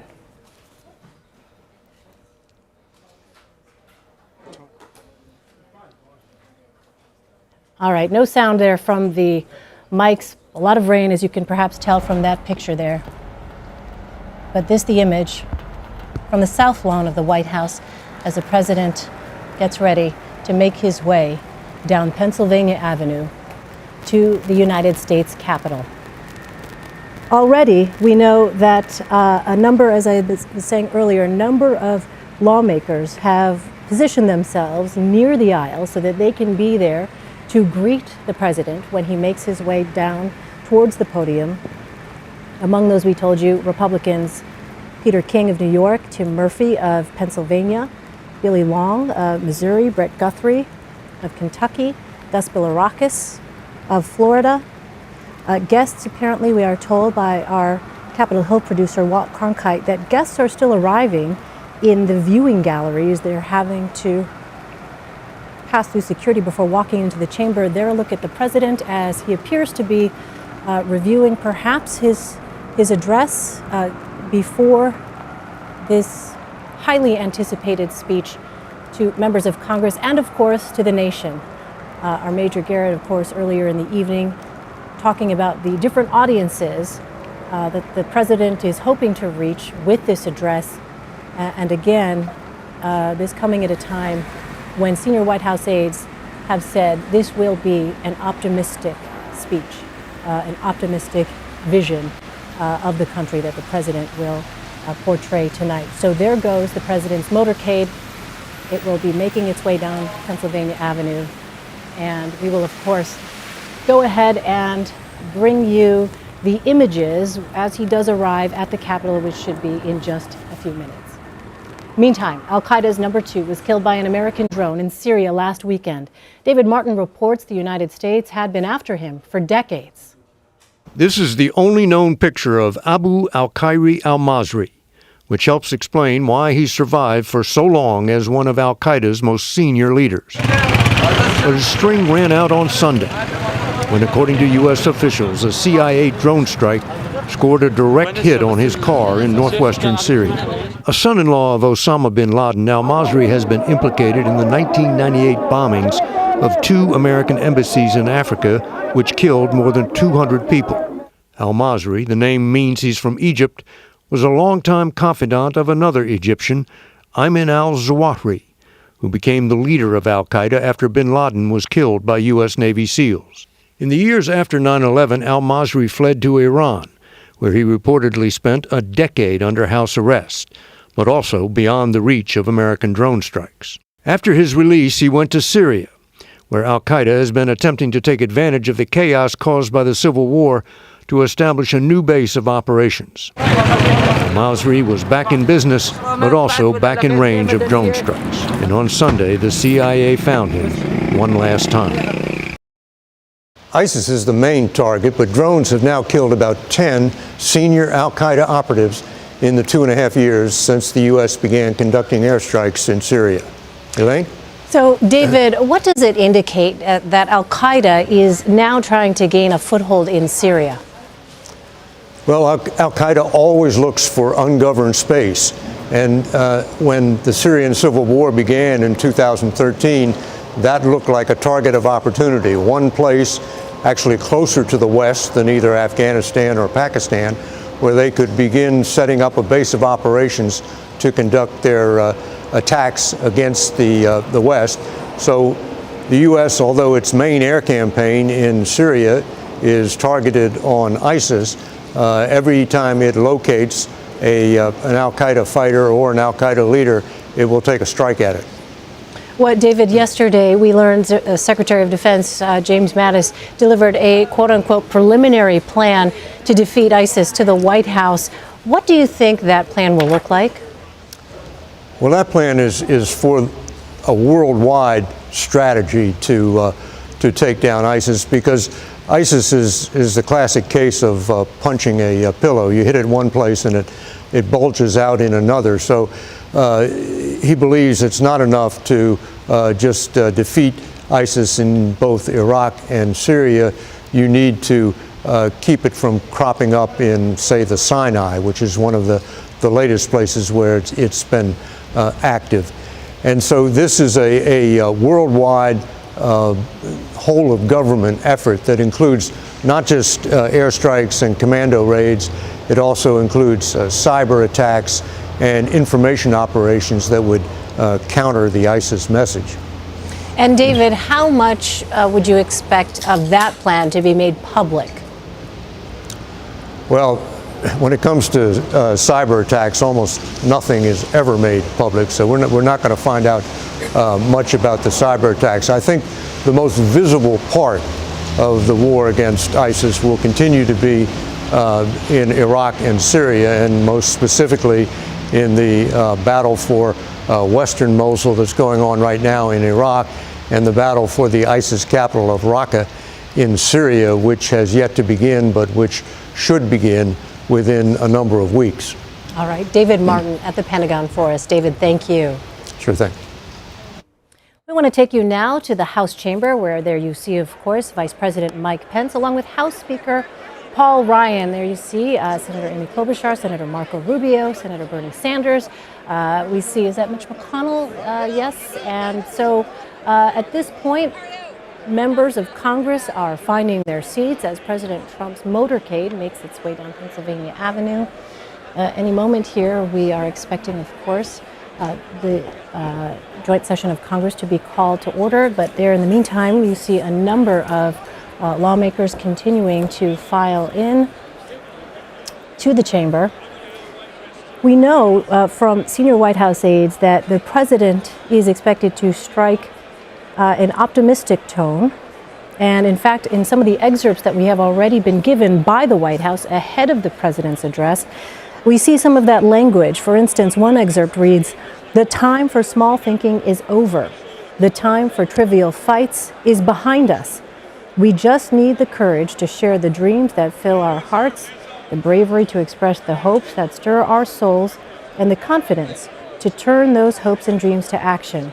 There you see Senator Ted Cruz. The excerpt, Senator Al Franken, the excerpt goes on to say, "From now on, America will be empowered by our aspirations, not burdened by our fears." At the same time, what we are also watching for are details on the president's policy proposals, and in particular, one bit of news from a meeting that took place with network anchors about comprehensive immigration reform, and President Trump apparently being open to the idea of it, as we continue to keep our eye on these images at the House chamber there. But those details certainly will be watched very closely, what it is that President Trump will be open to accepting in the form of a comprehensive immigration bill. That, of course, is an issue that has been difficult, to say the least, for many of his predecessors, including Republican members, including Republicans, I should say. Let's go ahead and listen in as members of Congress continue to take their seats.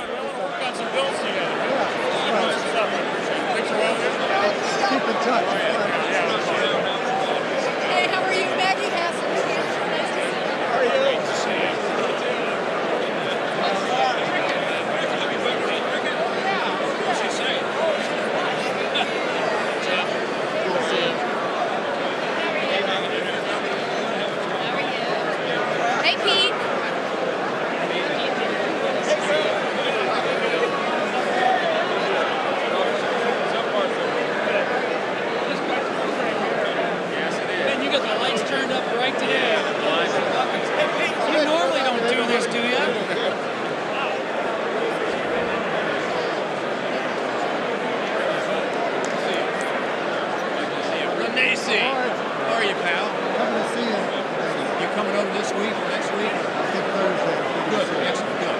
Yeah, him. We vote between 11 and 12. Let's meet over here so you don't have to meet in the camper. All right, Senator Elizabeth Warren there as we continue to keep our eye on these images of lawmakers filing in for the president's address to a joint session of Congress. There you see Senator Warren along with Senator Kirsten Gillibrand. That was Senator Tim Kaine, of course, in the center of your screen there. One of the things we've also been talking about is the lawmakers who have positioned themselves to be there to greet the president on the aisle as he will come down there. That's been a tradition, lawmakers wanting to ensure that they have that opportunity to shake the president's hand. Senator Patrick Leahy there. And we know Republicans have staked out their seats well in advance. Pete King, Congressman Pete King among them, of New York, Republican of New York. Well, let's go ahead and see if we can listen back in.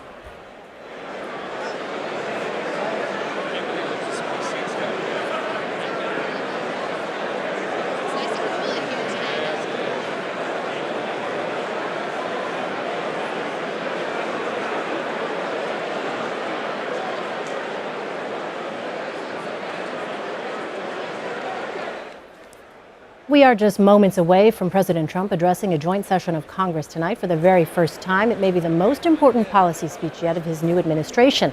But the president also has to measure up to the first addresses of his predecessors. CBS News contributor and Republican strategist Frank Luntz will speak to a group of 25 people in Los Angeles that will take part in a focus group. 12 of them voted for President Trump in the 2016 election.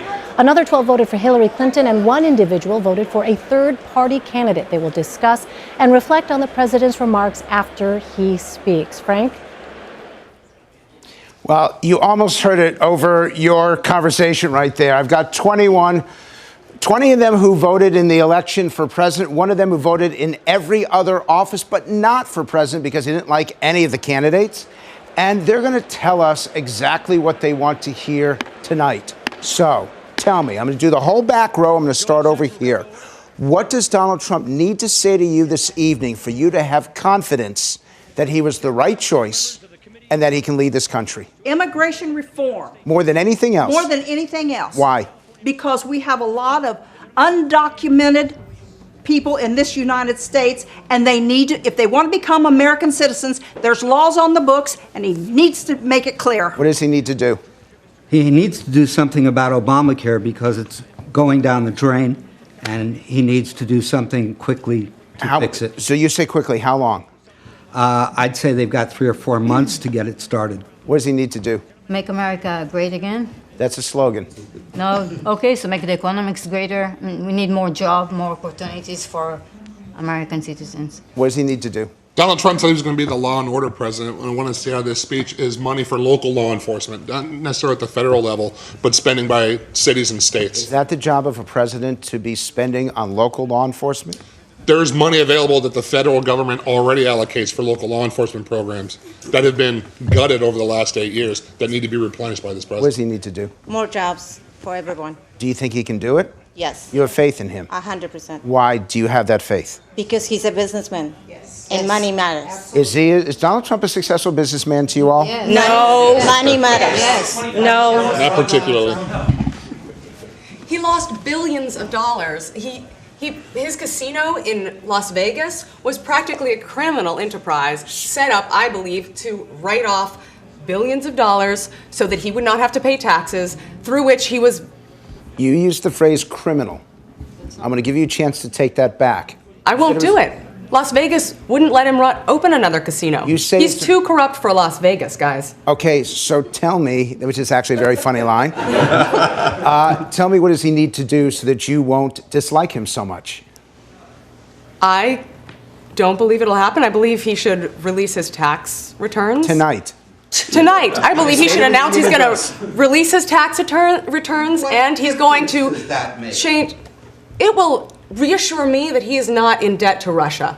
and that he is not under Putin's thumb. That's Thank you. nonsense. You notice that he's got a plane and That's he's got nonsense. several We buildings. have been so brainwashed over the past 8 years. I cannot believe that there's so little sanity and common sense in this country. People are demoralized because Obama destroyed the society as a whole. We need to rebuild our morality that started with Clinton's. Okay, So how do you back do that in a 92. speech? How do you do that in a speech? Fulfill his promises. How can you do that after 1 month? No, the presidential speech is the announcement of what he's going to do and the framework of his pathway to his presidency. He has been 30 days in office. So far, is pretty good. Do you guys agree with that? Yes. Yes. What does he need to do? I want to see the national debt addressed. There's $200 trillion in unfunded liabilities. You know, everyone has a pet project, both Republicans and Democrats. At the end of the day, no one wants to actually address the economic catastrophe. That's just a pure economic fact for our future, and no one really seems to be too concerned about it. What does he need to do? He needs to indicate that he's going to govern in a mature and responsible way and end the current chaotic circus that seems to be the White House. You think it's chaos? Oh, absolutely. He denies that. He says it's a well-oiled machine. Well, I understand that he says that, but he hasn't even nominated people to significant numbers of undersecretary positions. There's significant leaking and backstabbing among the staff. He needs to get the White House under control, indicate that he's going to govern. What do you want to hear from him today? He has to unite the country. How? The way he approaches This group isn't united. The way he approaches the Democrats right now, he should try to be a listening voice as a president to the different sectors of the society. Has he done it so far? I think no. I think the first thing that he was trying to do was to listen to the Midwest and the blue-collar workers that got him elected. But he has to remember we have a West Coast, you know, that has been very, very, very segregated from the new way that he wants to govern the United States. So what do? You've got immigration, you've got transportation and infrastructure, you've got tax reform, you've got the Affordable Health Care Act, you've got budgets, taxes, Education. Public, that's your number one issue. That's my thing. My husband is a teacher, and we have to purchase paper ourselves and other supplies, and that's just in a private school. As well as my cousin is a teacher in Baltimore, and she has to have GoFundMe campaigns just to have supplies for children. Should the President of the United States be responsible for buying paper for your husband? Well, that's funny, but he should put more money into education and not just focus on the private side, because everyone cannot afford private school. Everyone cannot afford private school. So what do you want to hear from him? I really want him to lay off the media. Lay off the media. Yeah, I want him to. By the way, the camera guys here are all nodding their heads like this. I do. I really want him to just let journalism be journalism, and whether he agrees with it or not, let the press have freedom of speech. Reaction? I think journalists need to start covering both sides. He's been a polarizing force. He has gone after the media. He's gone after the judiciary. And as a lawyer, I have to tell you, I'm a little upset about that. You're a lawyer? Because it's a very important part of our country. This is important. You're a lawyer. For people, You're a lawyer. I am. Do you want me to leave? Get out. Actually, no, but I'm going to take you to my gun range.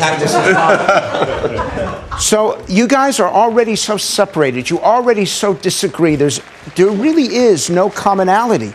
How do you expect him to bring this country together? Jobs.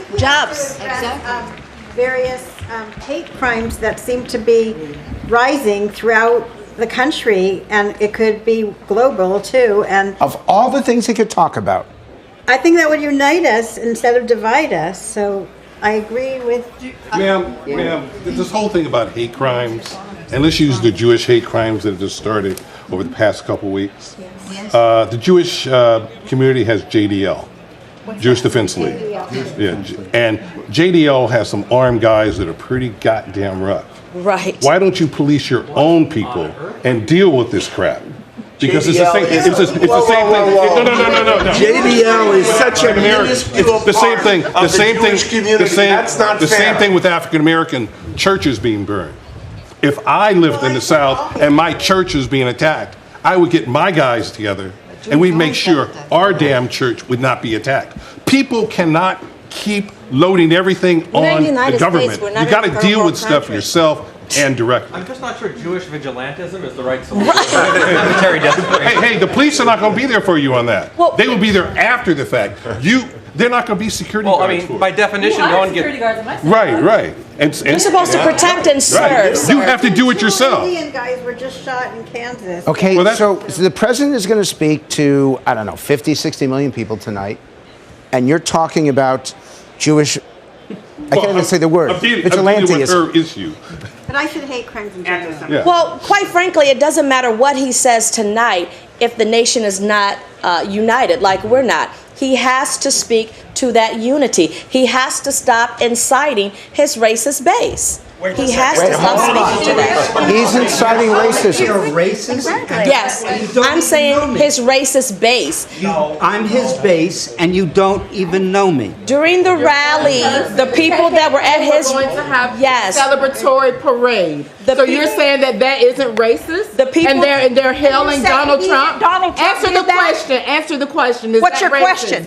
The KKK we're going to have a celebratory parade. Is that racist? The KKK is racist, Answer but the Donald question. Trump isn't. Answer the question. Right. people at They're allowed to. Black Lives Matter can have a So can the Nazis and so many other bad groups. Hold on. It's Hold on. part of our freedom. Hold on. I just want to make a point. We got about 2 minutes to go with this conversation. But do you notice the tone? Do you notice the tenor? Do you notice, honestly, the lack of respect towards each other? Yes. They're raising great points. We are a damaged nation. But That's why. say that again. We are a damaged nation. We have been damaged over the past 8 years and takes time to heal. 8 years. It didn't start 8 years ago. It didn't start 8 years ago. It started with It didn't President start 8 years Clinton. This country was It built started on. with Monica Do that Lewinsky. research. It started with Do that corruption. research. That Clinton was You're your saying idol. it started 8 That's years what it started ago. with. When this country That started, was your You're idol. saying it started. Hold Bill it. Clinton. Slavery Hold in it. this country, and it's Stop. you can't ignore it. Stop. This is for viewers. You just watched America. There were 21 people in this room, and you just watched America. Let us hope that after tonight's speech and democratic response, we'll have a more civil conversation about what really ails America. Back to you. Frank Luntz with, once again, a very revealing discussion there with Americans. We heard there, let me turn to our CBSN political panel. Kevin Sheridan in Washington, a CBSN political contributor, former communications director for the Romney-Ryan campaign. Also in Washington, we have Democratic strategist Joel Payne, and in Arlington, Virginia, Politico White House reporter Tara Palmieri. Kevin, I'll start with you. They all can agree that this is a damaged nation. What they can't agree on is who did the damage. What is the president's role here, or the opportunity that he may have to try and unite what clearly is a fractured country? Well, I don't know that he can do it in one speech, but he can certainly lay out a positive, more optimistic tone. It sounds like that's the direction he's headed.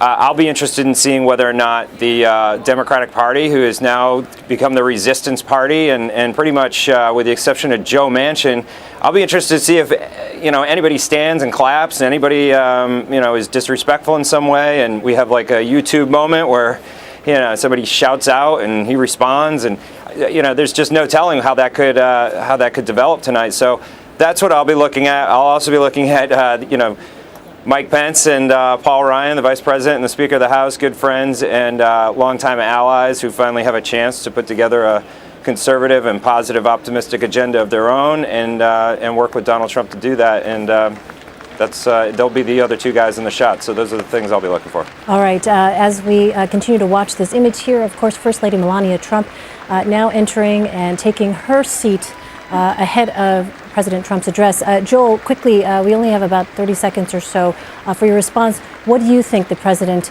can say to help quell what is clearly a very fractured, divided country? Elaine, I'm just so struck by what we saw with that focus group, and that's really just the seeds of what the president has sown over this campaign, really over the first 40 days of his presidency. He is now the person that people look to to bring us together and to unite us. And so he has to begin to do that. He's got to stop campaigning, and he's actually got to start governing and looking for ways to find common ground. That responsibility lies with him now. So I'm going to be looking for that. I'm going to be looking for the president to actually reach across the aisle, put out an olive branch, and try to work with people because we have a very fractured nation, as you saw. Tara, your thoughts here on this night, given what we just heard in Frank Lentz's focus group, there really do not seem to be many areas on which Americans can agree. What is the task and the challenge, you think, for the president tonight? The task for him is to be optimistic. We've seen excerpts of the speech already, and the language is very lofty, soaring. You know, we want to unlock the dreams of American people, but is this language that doesn't really sound very much like Trump? I can't imagine him even sticking to the script, to be honest, because it doesn't sound like his voice at all. Will he stick to it? Will he seem genuine? He's much better at gloom and doom. That's his story. And I mean, some of the things he's saying about improving women's health issues, child care, infrastructure, that's his way of reaching across the aisle with Democrats. But he's putting a lot of it on Congress. He's saying, Congress has to replace Obamacare, give more access, lower health insurance. He's putting it on them, so when it doesn't work out, he can say, oh, it was Congress that didn't do it, like he's done in the past with his own communications team when he said that I've been doing a good job as governing, but haven't actually, been able to communicate well. So we'll see. He's going to be pushing a lot of this on Congress. That's what you're going to see. All right. As we continue to watch the images here, the president's cabinet now coming into the House chamber. And there you can see, of course, White House Chief of Staff Reince Priebus among those filing in ahead of the president, folks taking their seats there just before the president approaches the podium. What we have seen tonight, certainly from that focus group, a very divided nation looking for specifics from this president. And what the White House has promised tonight, a speech with an optimistic tone. I want to thank my CBSN panel, Kevin Sheridan and Joel Payne in Washington, and Tara Palmieri in Arlington, Virginia. I appreciate your time. Thank you. Thank you. We want to send it over now to CBS News' live coverage of the president's address, anchored by Scott Pelley, Nora O'Donnell, John Dickerson, and Gail King.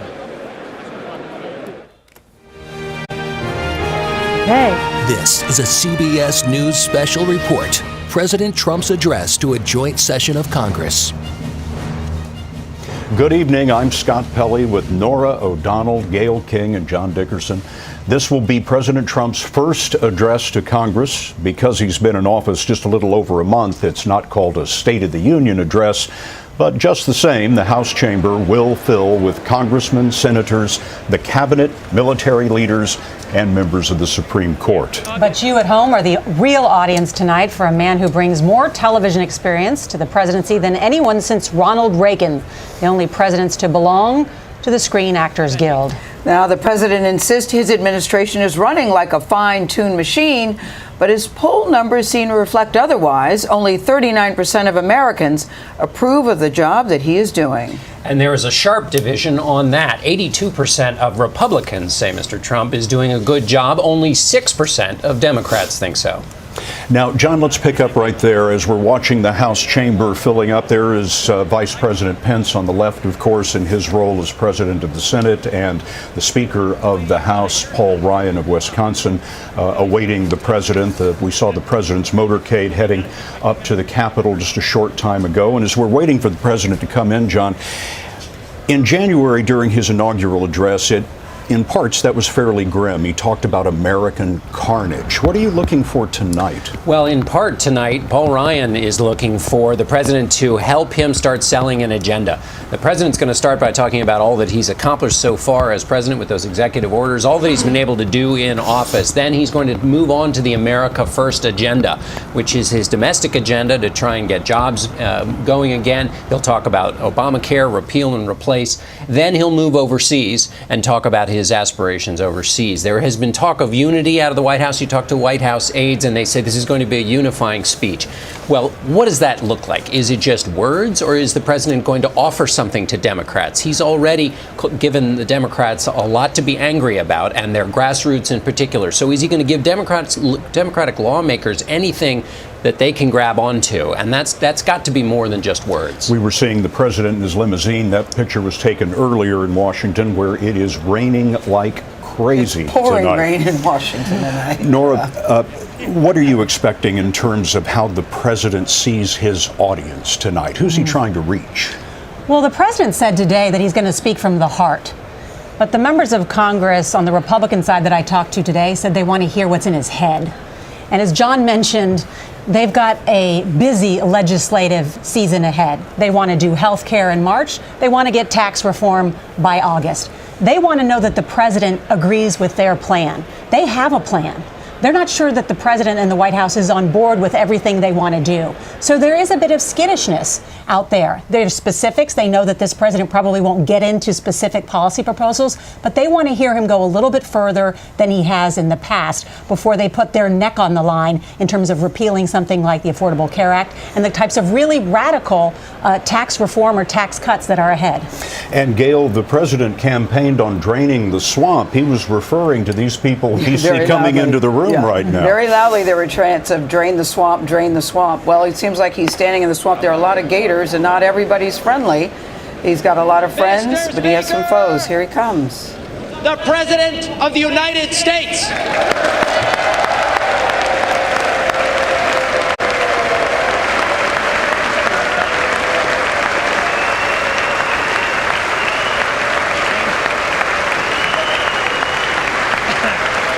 Paul Irving, the House Sergeant at Arms, announcing President Trump, and now the long walk to the podium in the House.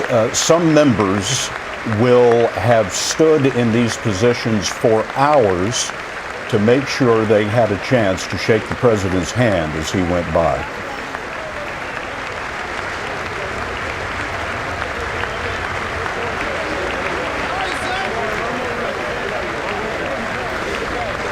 Nora, the president is at odds with some of the key members of his own party. He's going to talk tonight about an enormous increase in defense spending, for example, but he has to get all of that through John McCain's Armed Services Committee. John McCain, who the other day he called a loser, who has lost so long he doesn't know how to win anymore. And by the way, the press headlines today suggested this was a huge increase in defense spending, which it is, but John McCain wanted more than what President Trump had called for, a strengthening. What's not clear yet from the White House is how they will offset that spending, the reduction in other non-discretionary spending, which agencies will take a cut. The State Department, EPA, there are indications of that. There's still more meat on the bone left on this budget that will really lay out where this president wants to make hard choices, because in order to do big things, you also have to cut things. You notice, Scott, and everyone else who's sitting here watching this broadcast tonight, many of the women are dressed in white. That is no coincidence. You know, the women have organized. It's the color Democratic women. The Democratic women have organized in honor of the women's suffragette movement to say that they want to stand against Donald Trump's policies, and they intend to make sure that he sees them loud and clear. And there's a reason why everyone is sitting there in white or shades of cream, the women of the Democratic leadership, the president Democratic caucus. President just greeting members of the Supreme Court there. We saw First Lady Melania Trump. The Chief Justice of the United States, John Roberts, is in attendance. There's Elena Kagan, Sonia Sotomayor, and now the military leaders.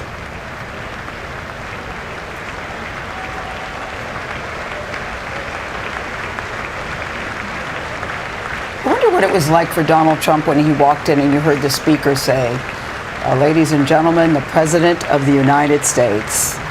What that moment was like for him as he walked in. This is a very, very big speech for him tonight. And you pointed out, Nora, he said he's going to say what's in his heart. It'll be interesting to see what's in his heart. He also said that it would be a unifying speech, but we were told that for the inauguration speech too, John. Yeah, you know, Donald Trump made the inaugural speech his own in a very formal setting. This is about as formal a setting as you can get in the presidency. The president giving copies of his speech, 2 copies, to the Speaker and the President of the Senate by tradition.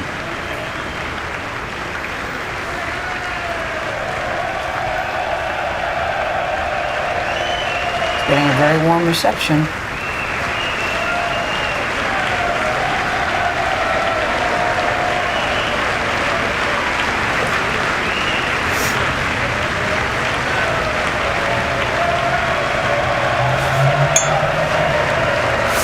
we were seeing Mrs. Trump in the box, and the president has several guests there with Mrs. Trump, including family members of people who have been killed by criminal illegal aliens, a point that the president wants to make tonight.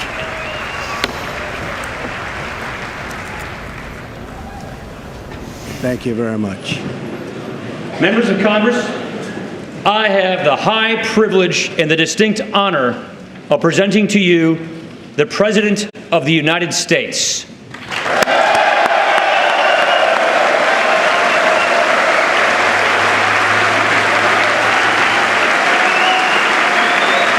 Now we'll essentially go through all the applause again for a moment.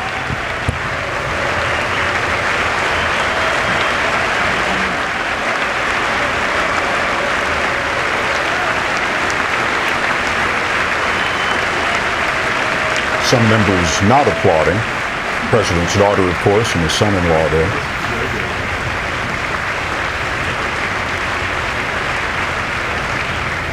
Thank you very much. Mr. Speaker, Mr. Vice President, members of Congress, the First Lady of the United States.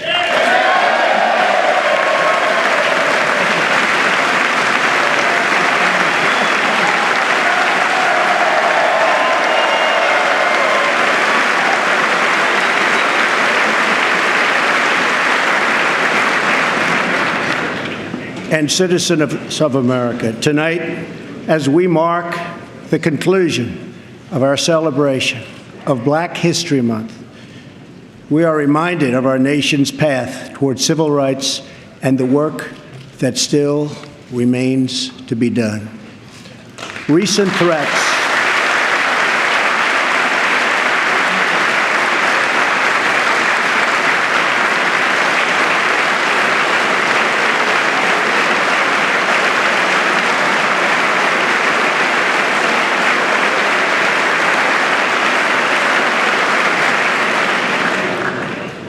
threats targeting Jewish community centers and vandalism of Jewish cemeteries, as well as last week's shooting in Kansas City, remind us that while we may be a nation divided on policies, we are a country that stands united in condemning hate and evil in all of its very ugly forms.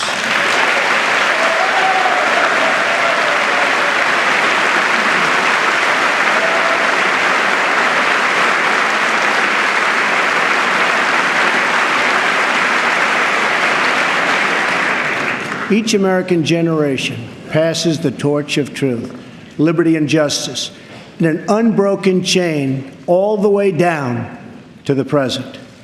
That torch is now in our hands, and we will use it to light up the world. I am here tonight to deliver a message of unity and strength, and it is a message deeply delivered from my heart. A new chapter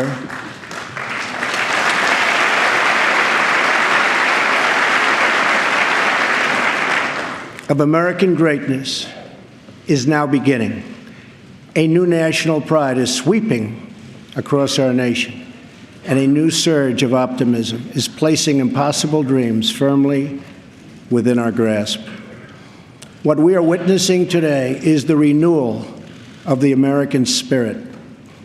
Our allies will find that America is once again ready to lead.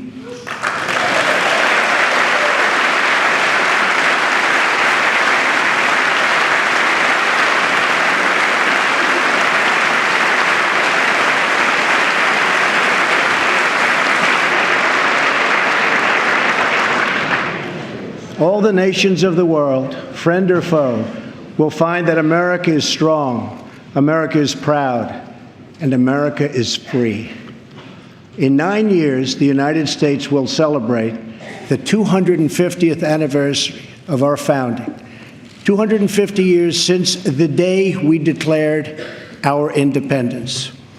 It will be one of the great milestones in the history of the world.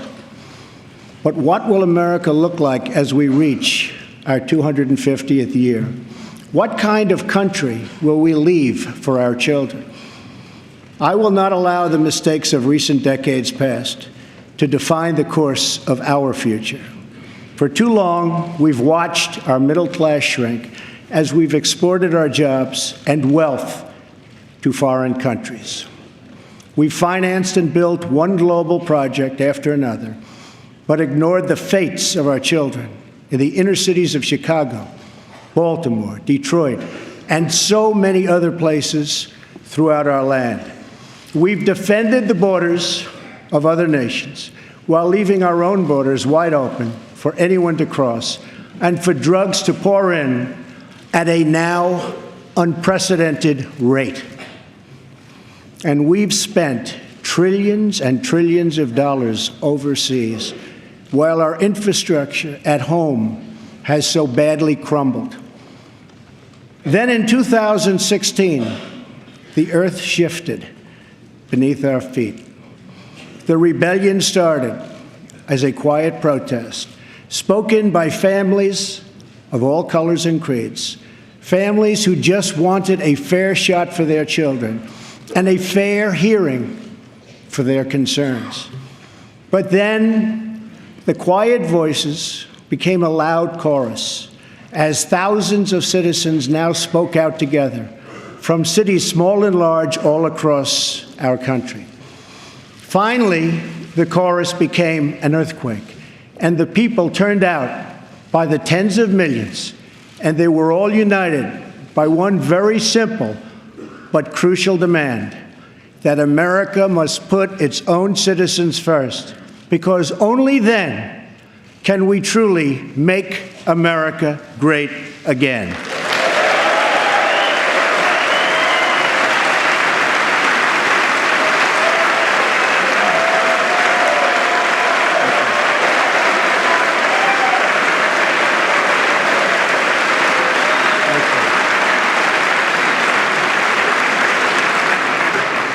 Dying industries will come roaring back to life. Heroic veterans will get the care they so desperately need. Our military will be given the resources its brave warriors so richly deserve. Crumbling infrastructure will be replaced with new roads, bridges, tunnels, airports, and railways gleaming across our very, very beautiful land. Our terrible drug epidemic will slow down and ultimately stop.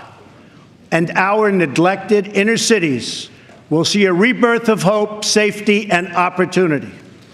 Above all else, we will keep our promises to the American people.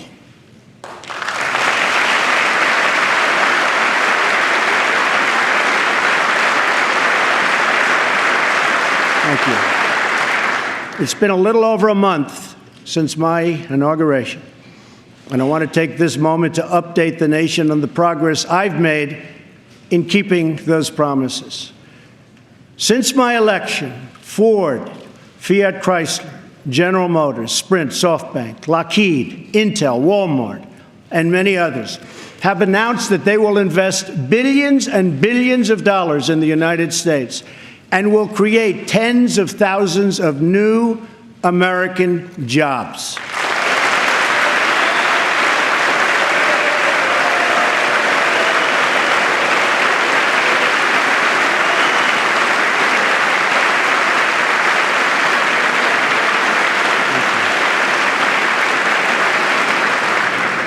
The stock market has gained almost $3 trillion in value since the election on November 8th, a record. We've saved taxpayers hundreds of millions of dollars by bringing down the price of fantastic, and it is a fantastic, new F-35 jet fighter, and we'll be saving billions more on contracts all across our government.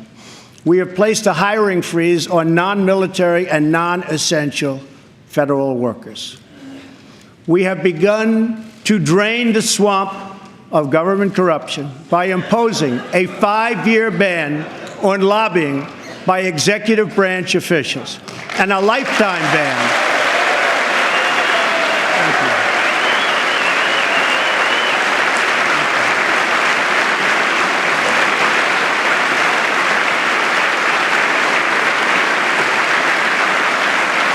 Thank you.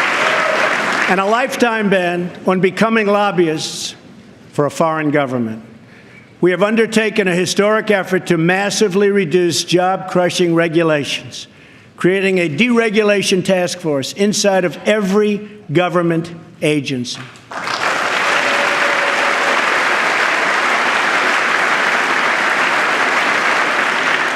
And we're imposing a new rule which mandates that for every one new regulation, 2 old regulations must be eliminated.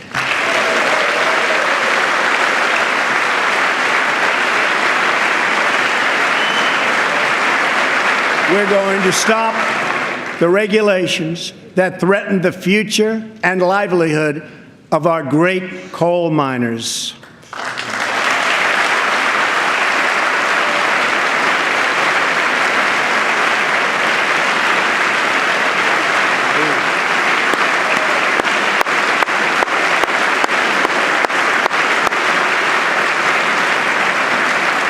We have cleared the way for the construction of the Keystone and Dakota Access pipelines.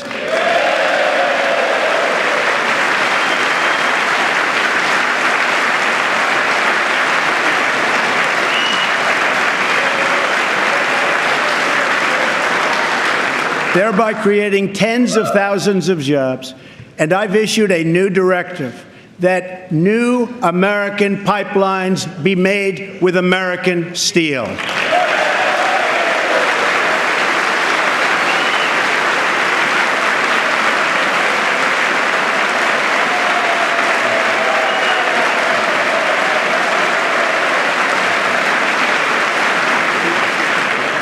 We have withdrawn the United States from the job-killing Trans-Pacific Partnership.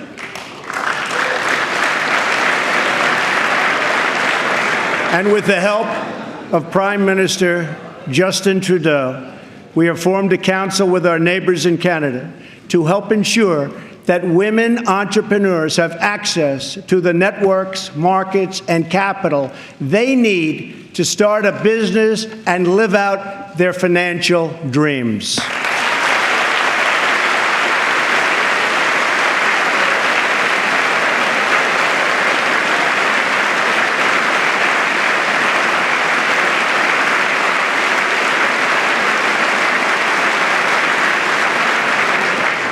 To protect our citizens, I have directed the Department of Justice to form a task force on reducing violent crime. I have further ordered the Departments of Homeland Security and Justice, along with the Department of State and the Director of National Intelligence, to coordinate an aggressive strategy to dismantle the criminal cartels that have spread all across our nation.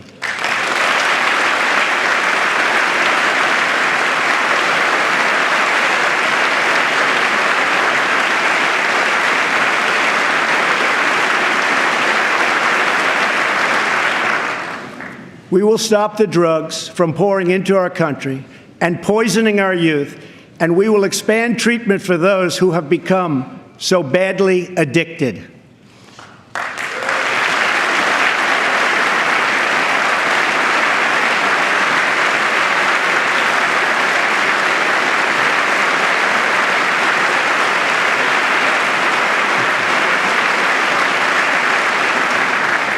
At the same time, my administration has answered the pleas of the American people for immigration enforcement and border security.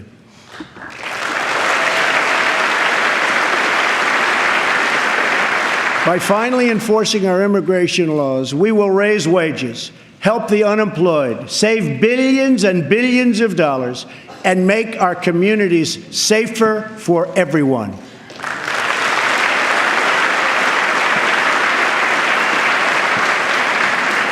We want all Americans to succeed, but that can't happen in an environment of lawless chaos.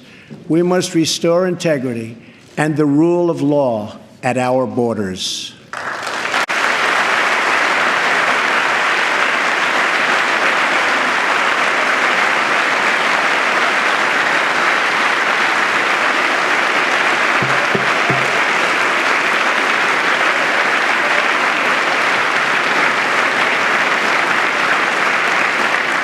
For that reason, we will soon begin the construction of a great, great wall along our southern border.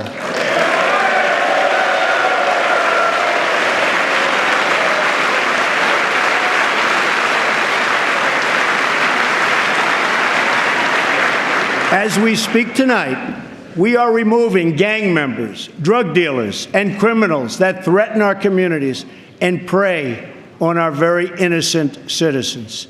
Bad ones are going out as I speak, and as I've promised throughout the campaign. To any in Congress who do not believe we should enforce our laws, I would ask you this one question. What would you say to the American family that loses their jobs, their income, or their loved one because America refused to uphold its laws and defend its borders?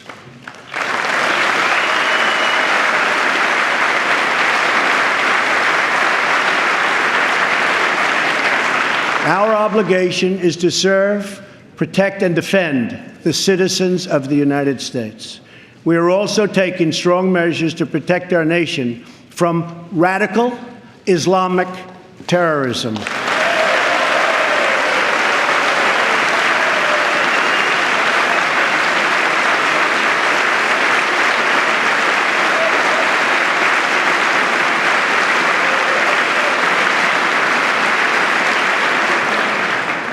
According to data provided by the Department of Justice, the vast majority of individuals convicted of terrorism and terrorism-related offenses since 9/11 came here from outside of our country. We have seen the attacks at home, from Boston to San Bernardino to the Pentagon, and yes, even the World Trade Center. We have seen the attacks in France, in Belgium, in Germany, and all over the world. It is not compassionate, but reckless to allow uncontrolled entry from places where proper vetting cannot occur.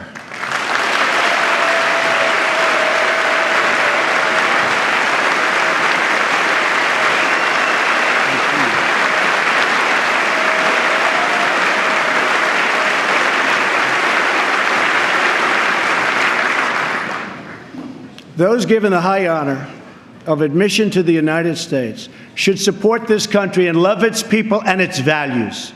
We cannot allow a beachhead of terrorism to form inside America. We cannot allow our nation to become a sanctuary for extremists.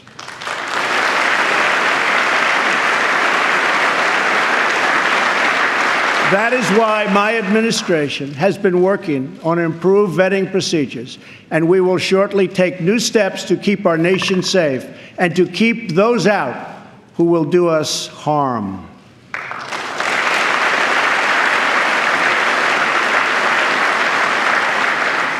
As promised, I directed the Department of Defense to develop a plan to demolish and destroy ISIS, a network of lawless savages that have slaughtered Muslims and Christians and men and women and children of all faiths and all beliefs.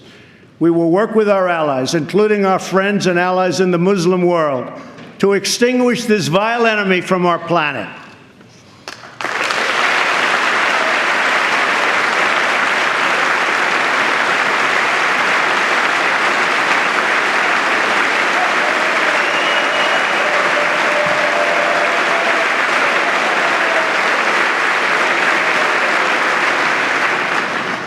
I have also imposed new sanctions on entities and individuals who support Iran's ballistic missile program and reaffirmed our unbreakable alliance with the State of Israel.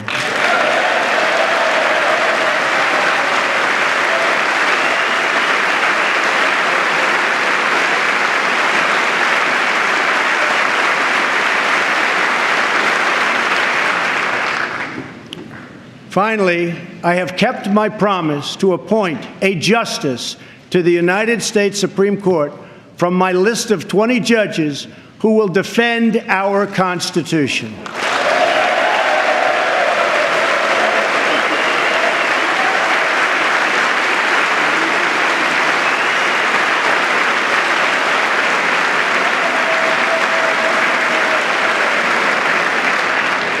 I am greatly honored to have Maureen Scalia with us in the gallery tonight.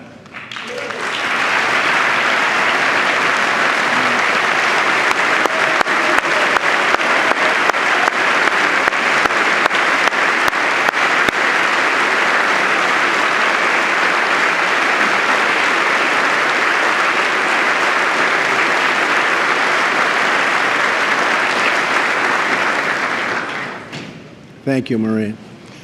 Her late great husband, Antonin Scalia, will forever be a symbol of American justice. To fill his seat, we have chosen Judge Neil Gorsuch, a man of incredible skill and deep devotion to the law. He was confirmed unanimously by the Court of Appeals, and I am asking the Senate to swiftly approve his nomination.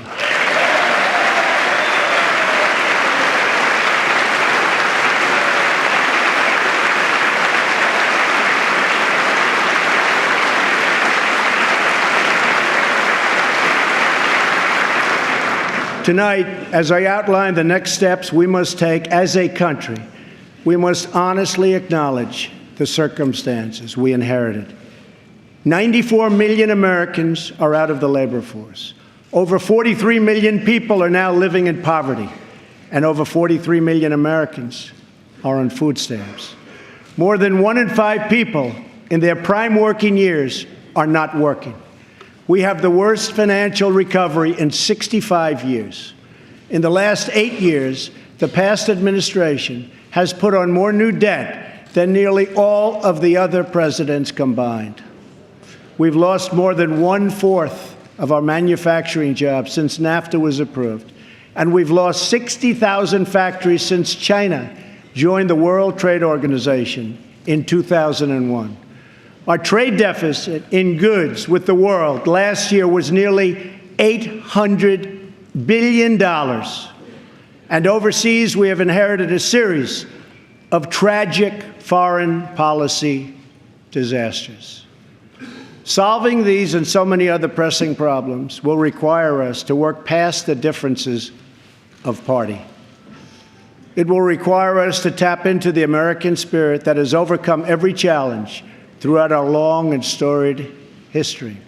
But to accomplish our goals at home and abroad, we must restart the engine of the American economy, making it easier for companies to do business in the United States and much, much harder for companies to leave our country.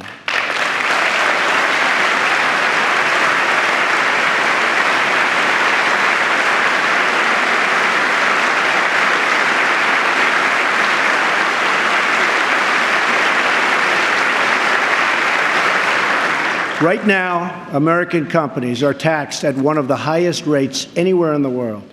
My economic team is developing historic tax reform that will reduce the tax rate on our companies so they can compete and thrive anywhere and with anyone.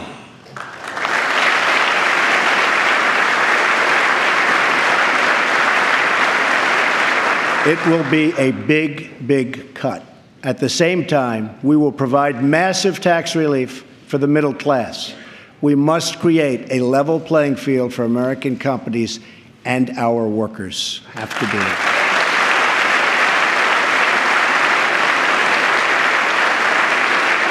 Currently, when we ship products out of America, many other countries make us pay very high tariffs and taxes. But when foreign companies ship their products into America, we charge them nothing or almost nothing. I just met with officials and workers from a great American company, Harley-Davidson. In fact, they proudly displayed 5 of their magnificent motorcycles made in the USA on the front lawn of the White House.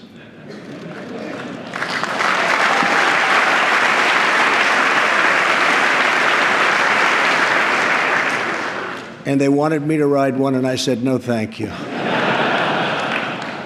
At our meeting, I asked them, how are you doing? How is business? They said that it's good. I asked them further, how are you doing with other countries, mainly international sales? They told me without even complaining, because they have been so mistreated for so long that they've become used to it. that it's very hard to do business with other countries because they tax our goods at such a high rate. They said that in the case of another country, they tax their motorcycles at 100%. They weren't even asking for a change, but I am. I believe.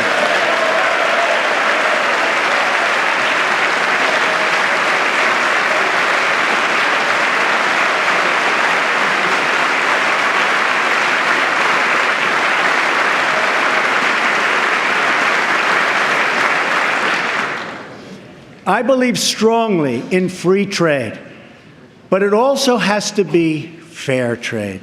It's been a long time since we had fair trade. The first Republican president, Abraham Lincoln, warned that the abandonment of the protective policy by the American government will produce want and ruin among our people. Lincoln was right, and it's time we heeded his advice and his words.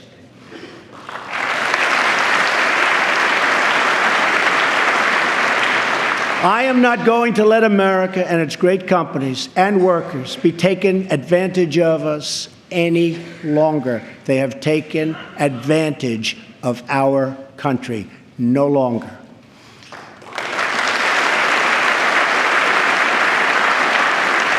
I'm going to bring back millions of jobs. Protecting our workers also means reforming our system of legal immigration.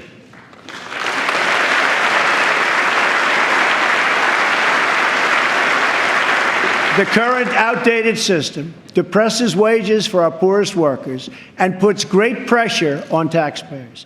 Nations around the world, like Canada, Australia, and many others, have a merit-based immigration system.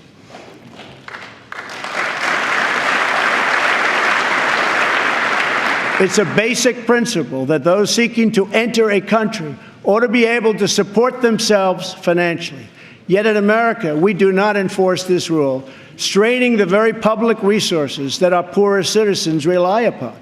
According to the National Academy of Sciences, our current immigration system costs American taxpayers many billions of dollars a year.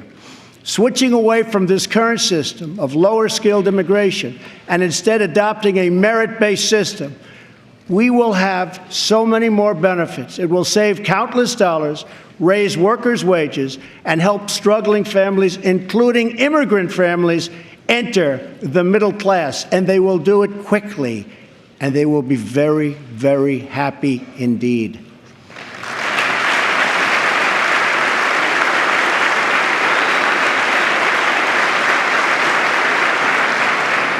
I believe that real and positive immigration reform is possible as long as we focus on the following goals: to improve jobs and wages for Americans, to strengthen our nation's security, and to restore respect for our laws.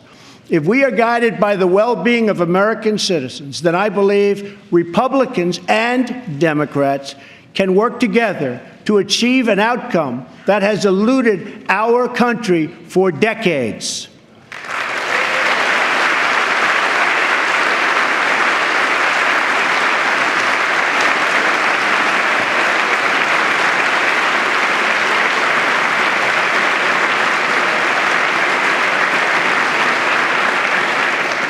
Another Republican president, Dwight D. Eisenhower, initiated the last truly great national infrastructure program, the building of the interstate highway system.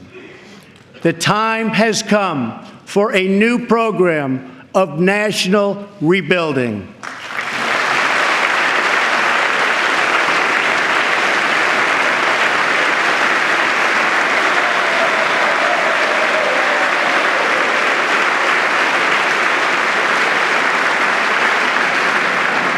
America has spent approximately $6 trillion in the Middle East. All the while, our infrastructure at home is crumbling. With this $6 trillion, we could have rebuilt our country twice, and maybe even 3 times if we had people who had the ability to negotiate.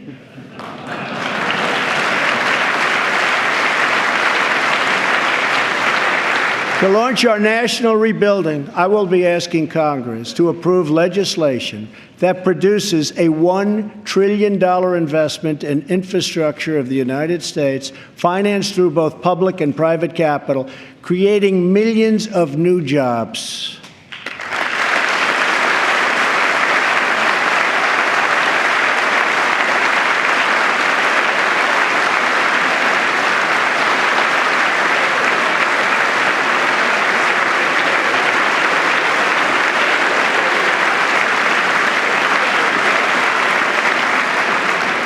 This effort will be guided by two core principles: Buy American and Hire American.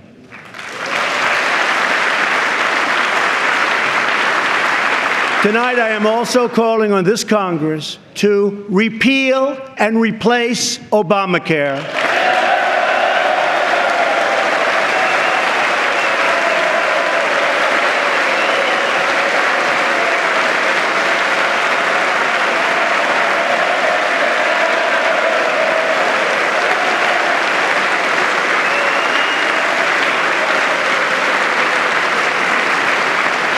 With reforms that expand choice, increase access, lower costs, and at the same time provide better health care.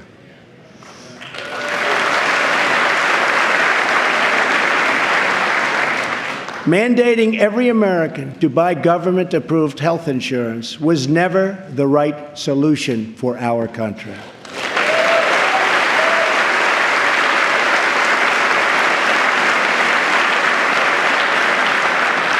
The way to make health insurance available to everyone is to lower the cost of health insurance, and that is what we are going to do.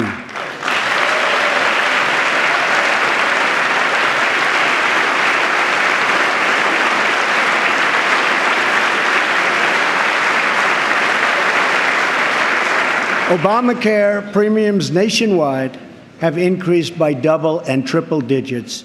As an example, Arizona went up 116% last year alone.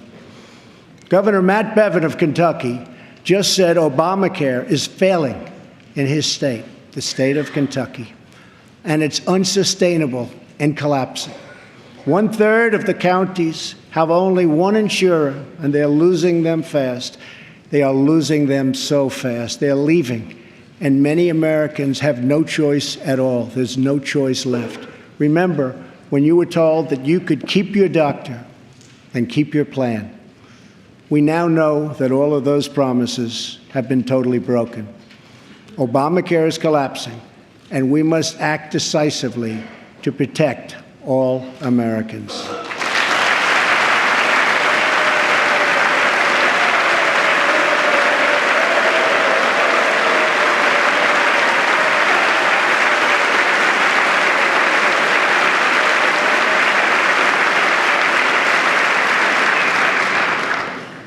Action is not a choice, it is a necessity.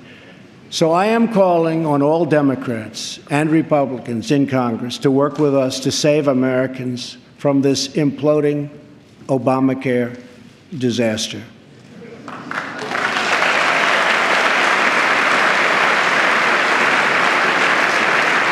Here are the principles that should guide Congress as we move to create a better health care system for all Americans. First, we should ensure that Americans with pre-existing conditions have access to coverage and that we have a stable transition for Americans currently enrolled in the health care exchanges.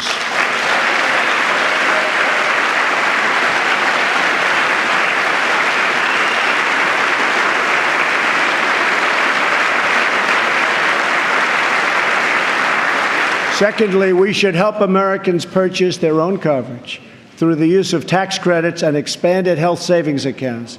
But it must be the plan they want, not the plan forced on them by our government.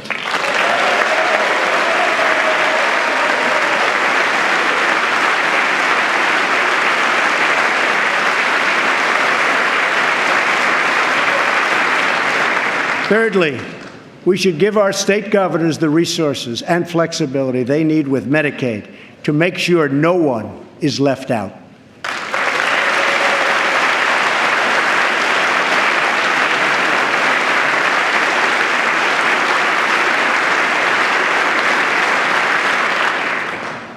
Fourth, we should implement legal reforms that protect patients and doctors from unnecessary costs that drive up the price of insurance and work to bring down the artificially high price of drugs and bring them down immediately.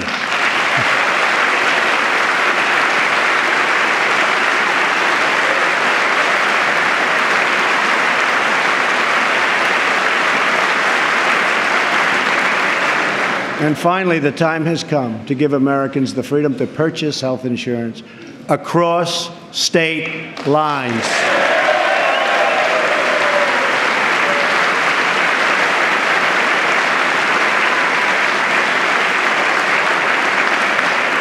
Which will create a truly competitive national marketplace that will bring costs way down and provide far better care. So important. Everything that is broken in our country can be fixed. Every problem can be solved. And every hurting family can find healing and hope. Our citizens deserve this, and so much more. So why not join forces and finally get the job done and get it done right?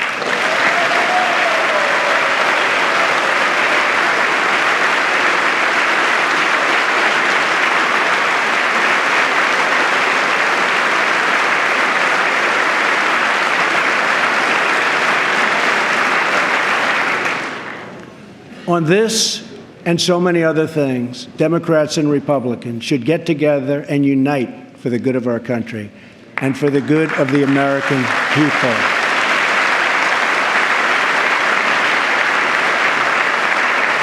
My administration wants to work with members of both parties to make child care accessible and affordable, to help ensure new parents that they have paid family leave.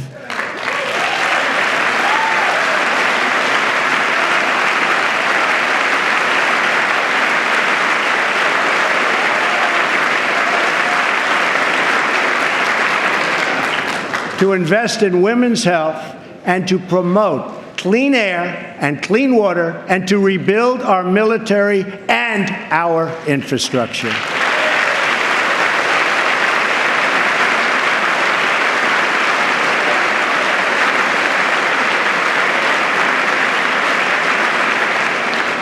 True love for our people requires us to find common ground, to advance the common good, and to cooperate on behalf of every American child who deserves a much brighter future. An incredible young woman is with us this evening who should serve as an inspiration to us all. Today is Rare Disease Day, and joining us in the gallery is a rare disease survivor, Megan Crowley.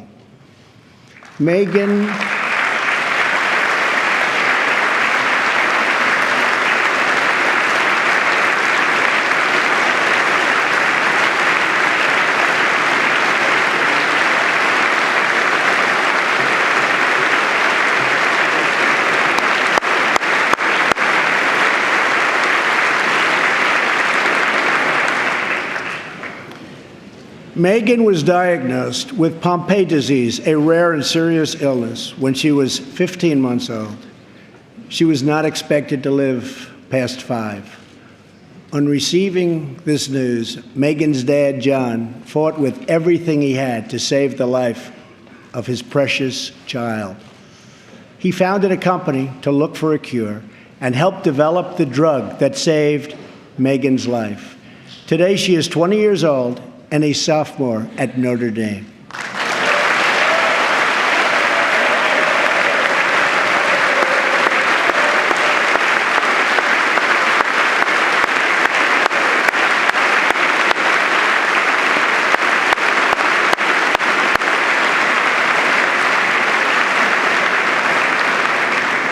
Megan's story is about the unbounded power of a father's love for a daughter. But our slow and burdensome approval process at the Food and Drug Administration keeps too many advances, like the one that saved Megan's life, from reaching those in need. If we slash the restraints not just at the FDA, but across our government, then we will be blessed with far more miracles just like Megan.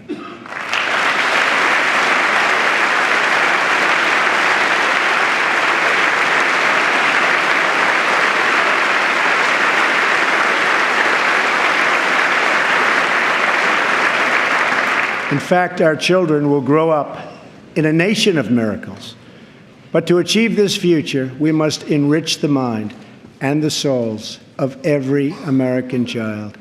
Education is the civil rights issue of our time.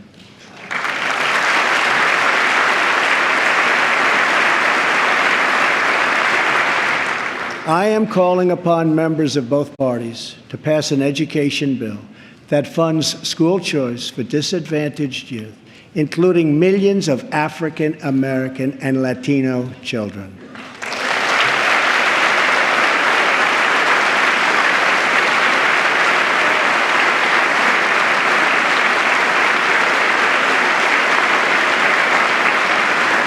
These families should be free to choose the public, private, charter, magnet, religious, or homeschool that is right for them.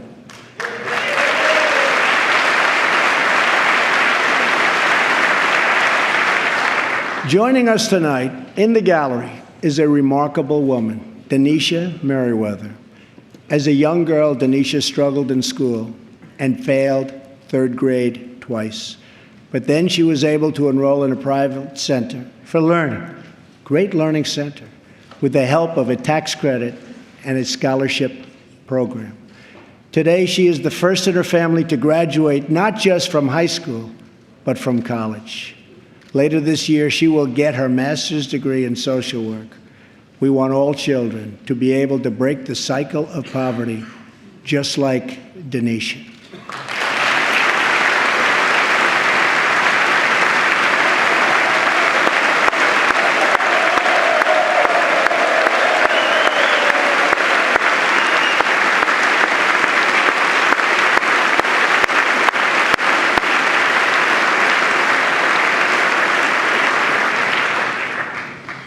But to break the cycle of poverty, we must also break the cycle of violence.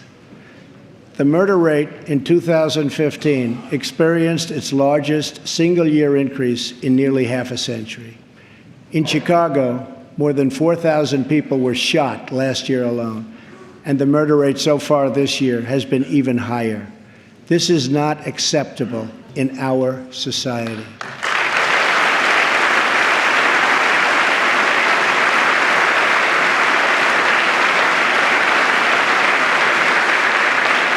Every American child should be able to grow up in a safe community, to attend a great school, and to have access to a high-paying job.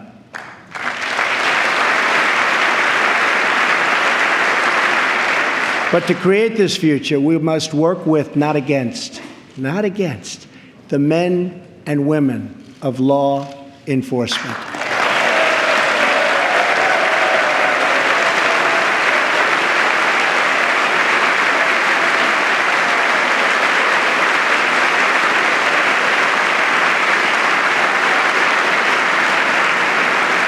We must build bridges of cooperation and trust, not drive the wedge of disunity and really it's what it is, division. It's pure, unadulterated division. We have to unify. Police and sheriffs are members of our community. They're friends and neighbors.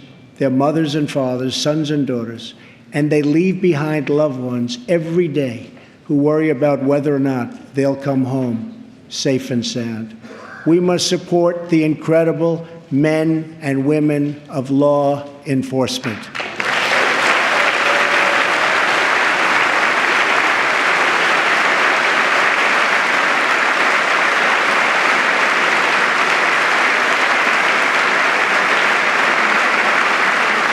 And we must support the victims of crime. I have ordered the Department of Homeland Security to create an office to serve American victims. The office is called VOICE, Victims of Immigration Crime Engagement. We are providing a voice to those who have been ignored by our media and silenced by special interests. Joining us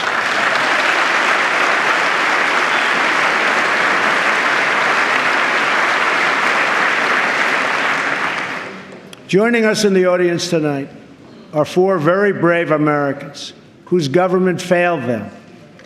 Their names are Jamil Shaw, Susan Oliver, Jenna Oliver, and Jessica Davis. Jamil's 17-year-old son was viciously murdered by an illegal immigrant gang member who had just been released from prison. Jamil Shaw Jr. was an incredible young man with unlimited potential who was getting ready to go to college, where he would have excelled as a great college quarterback. But he never got the chance. His father, who is in the audience tonight, has become a very good friend of mine. Jamil, thank you. Thank you.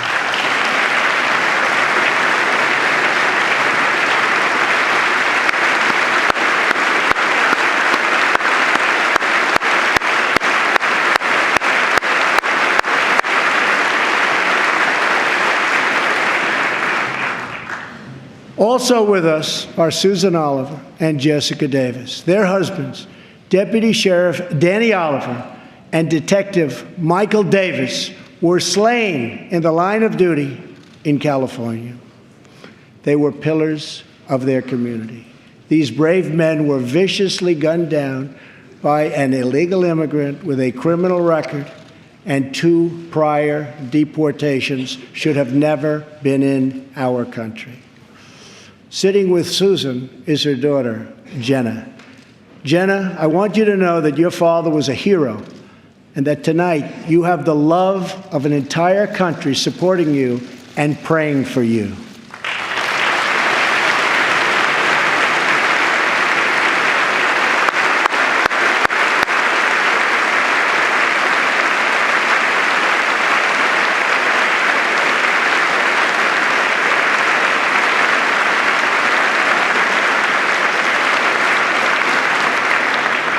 To Jamil, Jenna, Susan, and Jessica, I want you to know that we will never stop fighting for justice.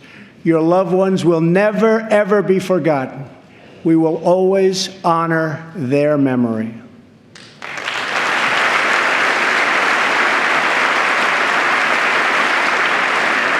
Finally, to keep America safe, we must provide the men and women of the United States military with the tools they need to prevent war. If they must, they have to fight, and they only have to win.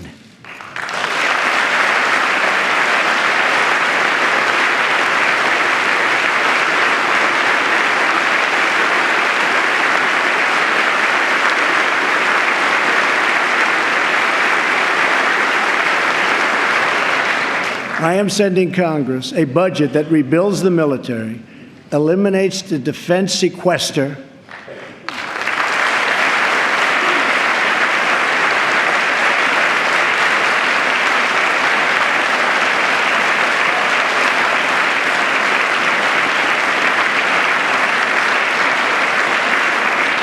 and calls for one of the largest increases in national defense spending in American history. My budget will also increase funding for our veterans. Our veterans have delivered for this nation, and now we must deliver for them.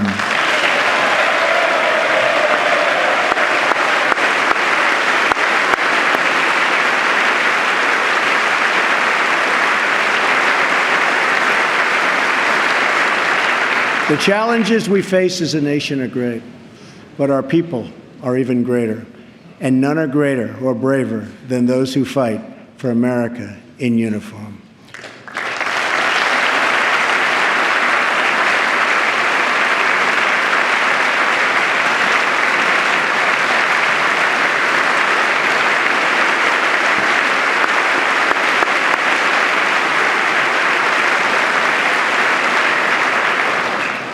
We are blessed to be joined tonight by Corinne Owens, the widow of U.S. Navy Special Operator, Senior Chief William Ryan Owens. Ryan died as he lived, a warrior and a hero, battling against terrorism and securing our nation.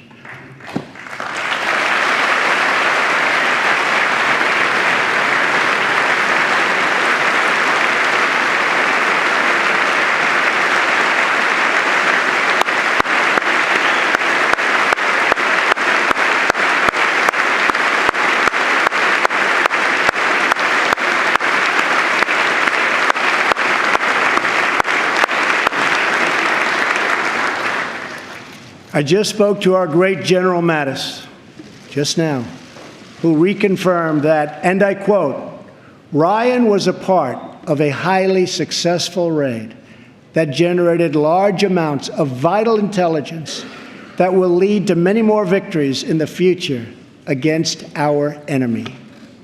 Ryan's legacy is etched into eternity. Thank you.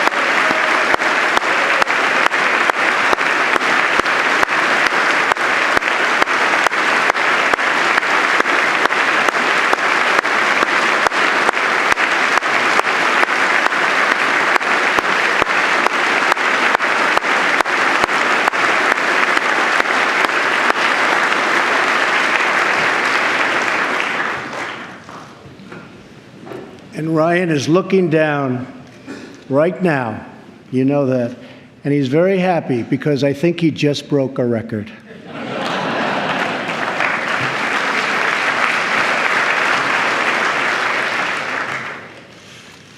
For as the Bible teaches us, there is no greater act of love than to lay down one's life for one's friends. Ryan laid down his life for his friends, for his country, and for our freedom. And we will never forget Ryan.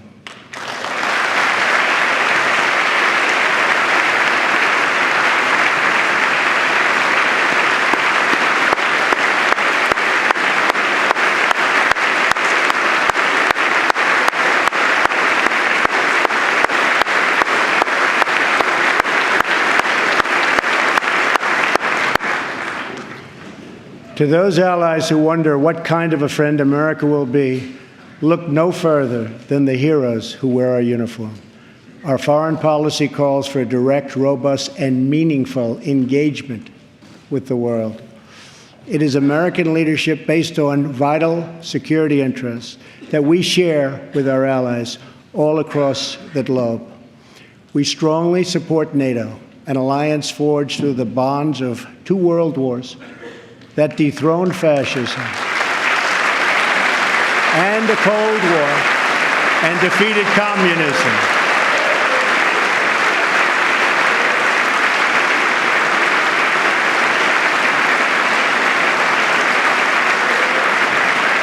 But our partners must meet their financial obligations.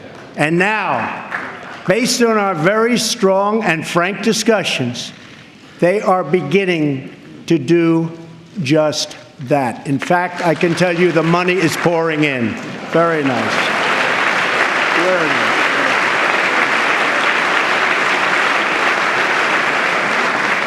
We expect our partners, whether in NATO, the Middle East, or in the Pacific to take a direct and meaningful role in both strategic and military operations and pay their fair share of the cost, have to do that. We will respect historic institutions, but we will respect the foreign rights of all nations, and they have to respect our rights as a nation also.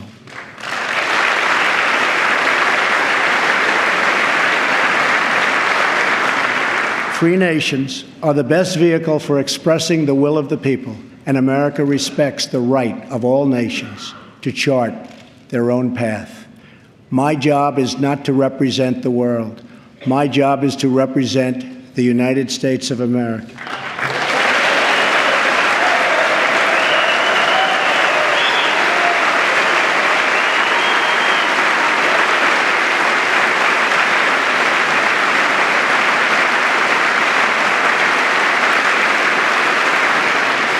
But we know that America is better off when there is less conflict, not more. We must learn from the mistakes of the past. We have seen the war and the destruction that have ravaged and raged throughout the world, all across the world. The only long-term solution for these humanitarian disasters, in many cases, is to create the conditions where displaced persons can safely return home and begin the long, long process of rebuilding.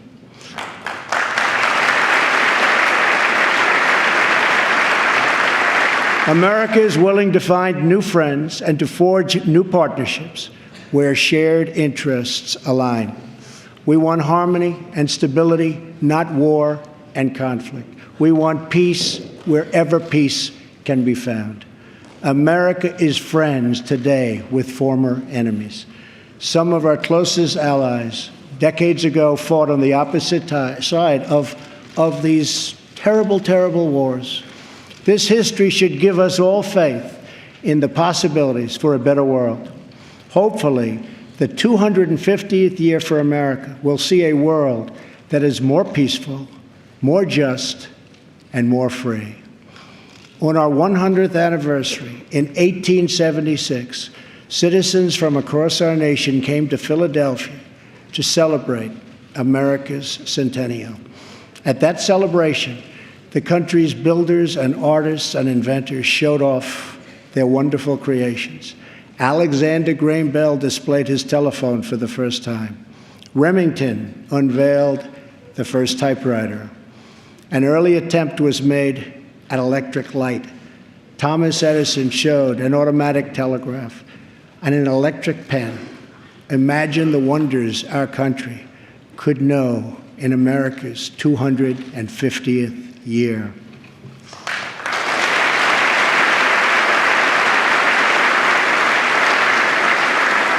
Think of the marvels we can achieve if we simply set free the dreams of our people. Cures to the illnesses that have always plagued us are not too much to hope. American footprints on distant worlds are not too big a dream. Millions lifted from welfare to work is not too much to expect. And streets where mothers are safe from fear, schools where children learn in peace, and jobs where Americans prosper and grow are not too much to ask.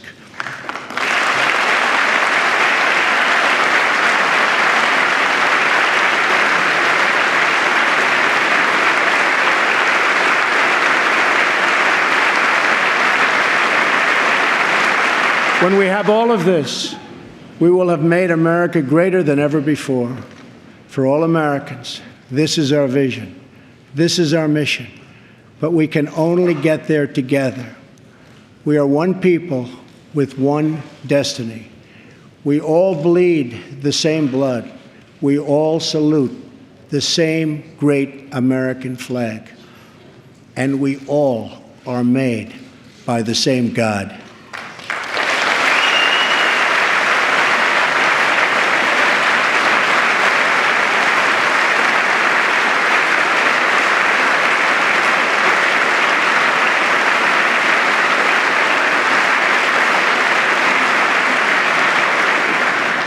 When we fulfill this vision, when we celebrate our 250 years of glorious freedom, we will look back on tonight as when this new chapter of American greatness began.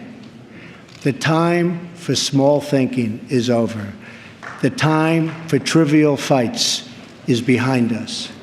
We just need the courage to share the dreams that fill our hearts, the bravery to express the hopes that stir our souls, and the confidence to turn those hopes and those dreams into action. From now on, America will be empowered by our aspirations, not burdened by our fears, inspired by the future, not bound by failures of the past, and guided by a vision, not blinded by our doubts. I am asking all citizens to embrace this renewal of the American spirit. I am asking all members of Congress to join me in dreaming big and bold and daring things for our country. I am asking everyone watching tonight to seize this moment, believe in yourselves, believe in your future, and believe once more in America. Thank you, God bless you, and God bless the United States.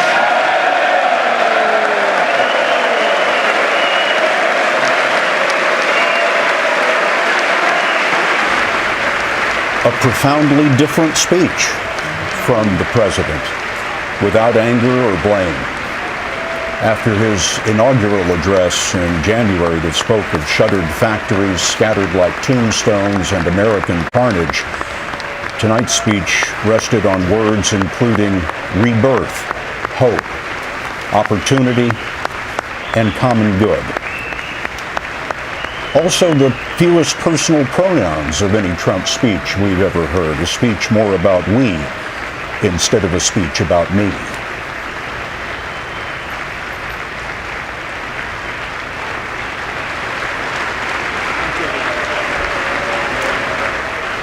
Nora, the moment when the widow of Navy SEAL Ryan Owens, Karen Owens, was recognized by the president was one of the most moving of any address like this that I can ever remember.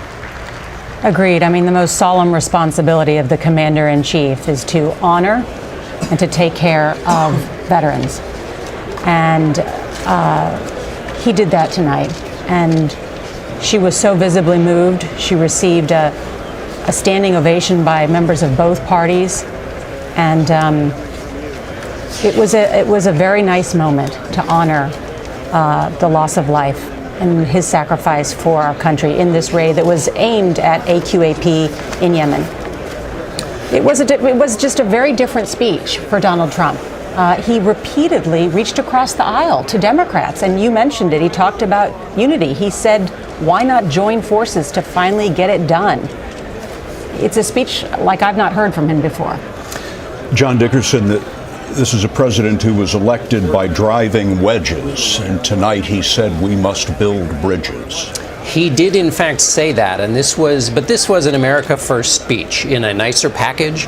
There was not the burnt-out vision of America that you described accurately, Scott, from that inaugural address. He talked about the things that as they would be better after things had gotten better in the places where he saw a difficulty in America. But if you think about the unity, there are still deep divisions among Democrats. If you look, let's just take immigration for an example. There was talk today of potentially bipartisan agreement coming out of the White House. And then you saw in the speech him highlighting the victims of crimes that had been committed by immigrants. Democrats will see that, and they will say that is an attempt to make immigrants into a kind of a violent group to be feared of, to be afraid of. And they will not see that as a extension of an olive branch, as a precursor to a bipartisan agreement on immigration reform. So a lot of the tone underneath this speech, talking about choices that he will make, say, for example, with his tax cuts. Democrats will see that as tax cuts that go to the wealthy and not towards the middle class. In policy terms, while he talked about unity, there was plenty in this speech for Democrats who will not unify around. Gail, what did you take from the speech tonight? I like what you said, Scott, that it's a Donald Trump that we haven't seen before. It's the first time that I think we can recall in a long time that he didn't use the word I, that it was very, very healing. And he said in the beginning that he was going to speak from his heart, and I certainly think he did that. The moment with the widow, I thought, of course, was the most emotional moment that I've seen because her pain was palpable. And when he said, listen, everything that's broken in this country can be fixed, and he proceeded to tick off all the things that can be fixed, that we are all the same, that we all bleed the same. And I really did feel that he made an effort like I've never seen Donald Trump before. He was talking to his base, but he was also appealing to people, I thought, for the first time, that there is something here for all of us and that we need to do this together. I haven't heard him speak that way before. And also using all the rhetorical and symbolic tools at his disposal. You can talk about patriotism, but when you show the widow of William Ryan Owens, that makes everybody feel it in the moment. Right. And also the same is true with school choice. You can talk about it, but he had someone in the audience he could refer to this, and so he was creating moments around his policies, which added an extra emotional punch to simple rhetoric. And even his delivery, I thought, was different tonight. The way he delivered the speech was different. Now, Republican pollster Frank Luntz is in Los Angeles tonight with a group of people who watched the president's address along with the rest of us. Frank, tell us a little bit about them, and let's hear about their reactions. Well, we got 21 voters here, and this is reflective of the people who are probably watching. A couple more Trump voters than Clinton voters, and one person who didn't choose either of them. And the American people want to know, what did you think? How many of you thought this speech was better than what you expected? Raise your hands. Okay, so he did well. What did he do well? You were pretty critical initially. What did he do well? I thought he presented a rational and a unifying message that was vastly different than the chaotic and infantile behavior that he's exhibited over the last 30 days. What did he do well? I think he did reach out across party lines, but I had the sense that he was actually asking Democrats to cave rather than to work. Did you get that impression? Yes. Some of those programs are Democratic programs that they want, and he came out for, and the Republicans aren't going to be all that crazy about it. And he reached across and he's like, I'm willing to give you these programs, just work with me. Unfortunately, what we saw, particularly with, there was a shot of Nancy Pelosi, where she wasn't going to applaud no matter what he said. Exactly. So you guys are actually watching who applauds? Yes. Your reaction? Well, my reaction is over the past 30 days, you have seen the president and his trolls just piss the hell out of a lot of people. And you? Did it piss you off? He's pissed me off. But the key thing is, the speech was great. I want to see his walk in the next 90 days. Well, we're going to get a chance to talk about this in a few minutes. After the Democratic response, we're going to come back to our ordinary Americans and what they thought of the State of the Union. Back to you. Maybe extraordinary Americans. Frank, thanks very much. Still ahead, the Democrats respond to the president's address. And we will have more political analysis as well right after this.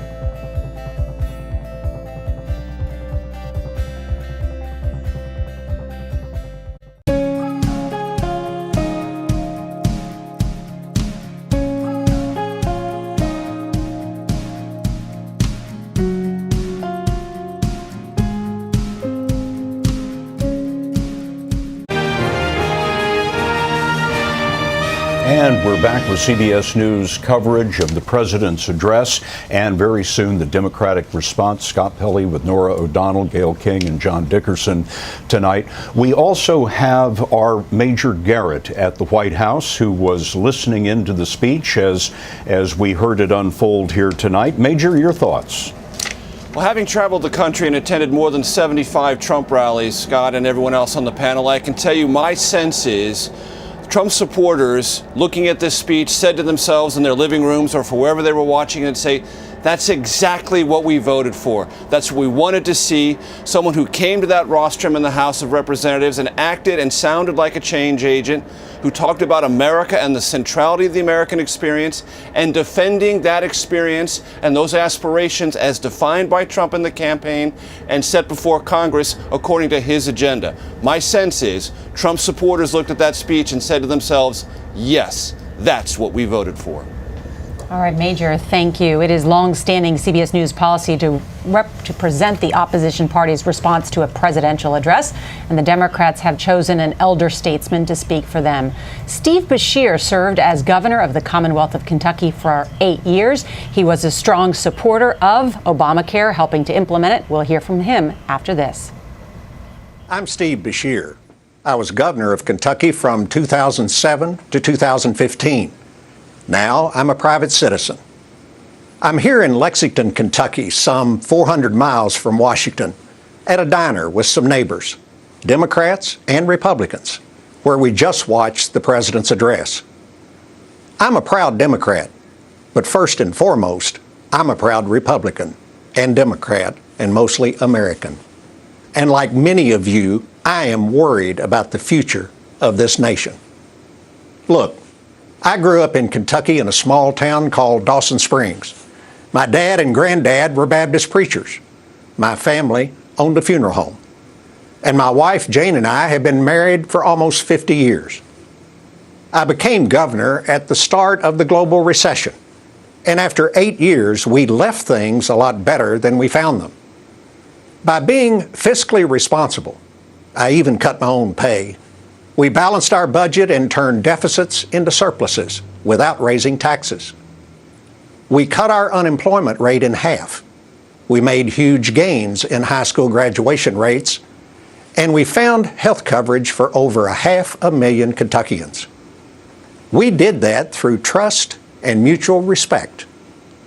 I listened, and I built partnerships with business leaders and with Republicans in our legislature. We put people first and politics second. The America I love allowed a small-town preacher's kid to be elected governor. And it taught me to embrace people who are different from me, not vilify them. The America I love has always been about looking forward, not backward. About working together to find solutions, regardless of party, instead of allowing our differences to divide us and hold us back.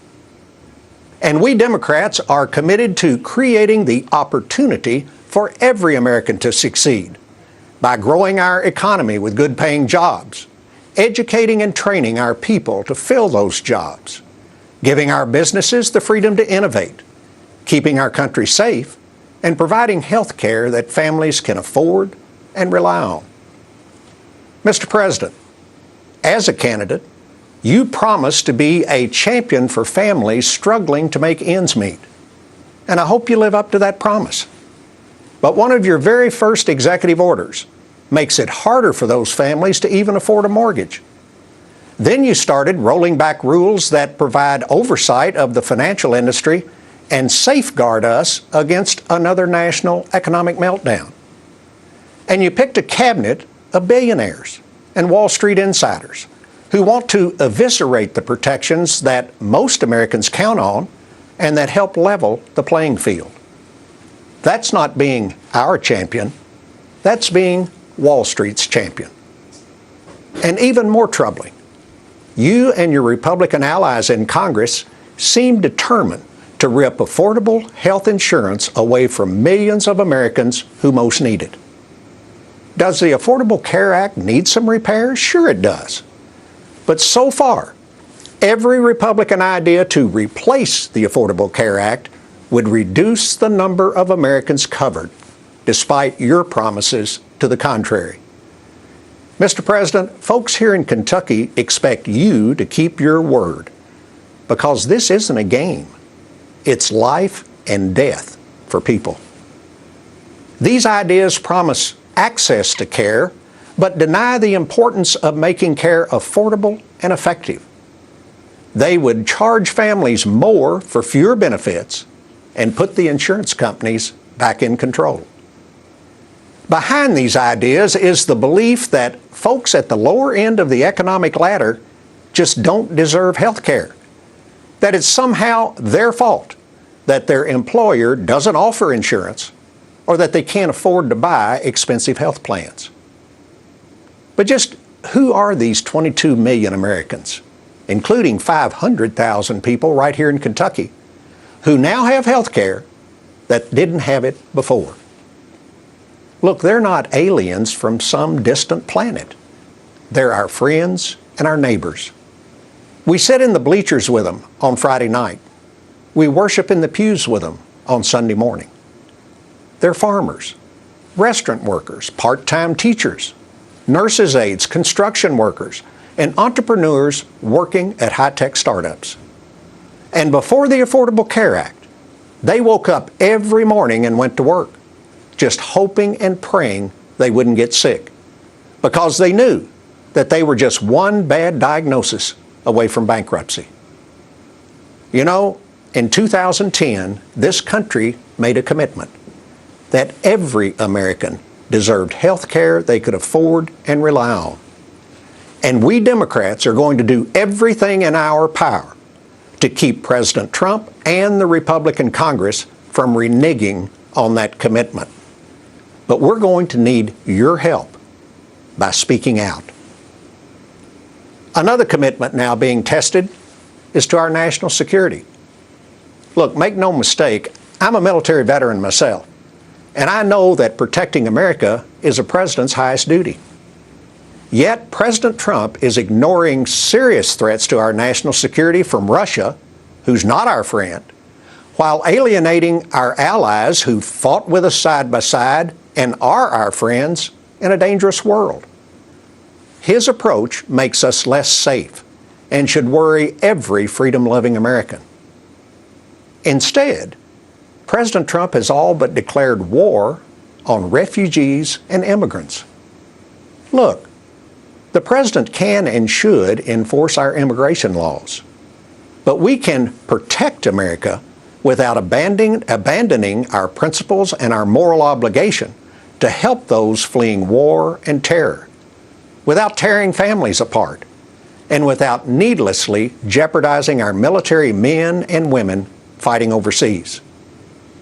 You know, another Republican president, Ronald Reagan, once said, "In America, our origins matter less than our destination."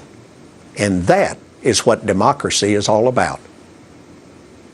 President Trump also needs to understand that people may disagree with him from time to time, but that doesn't make them his enemies.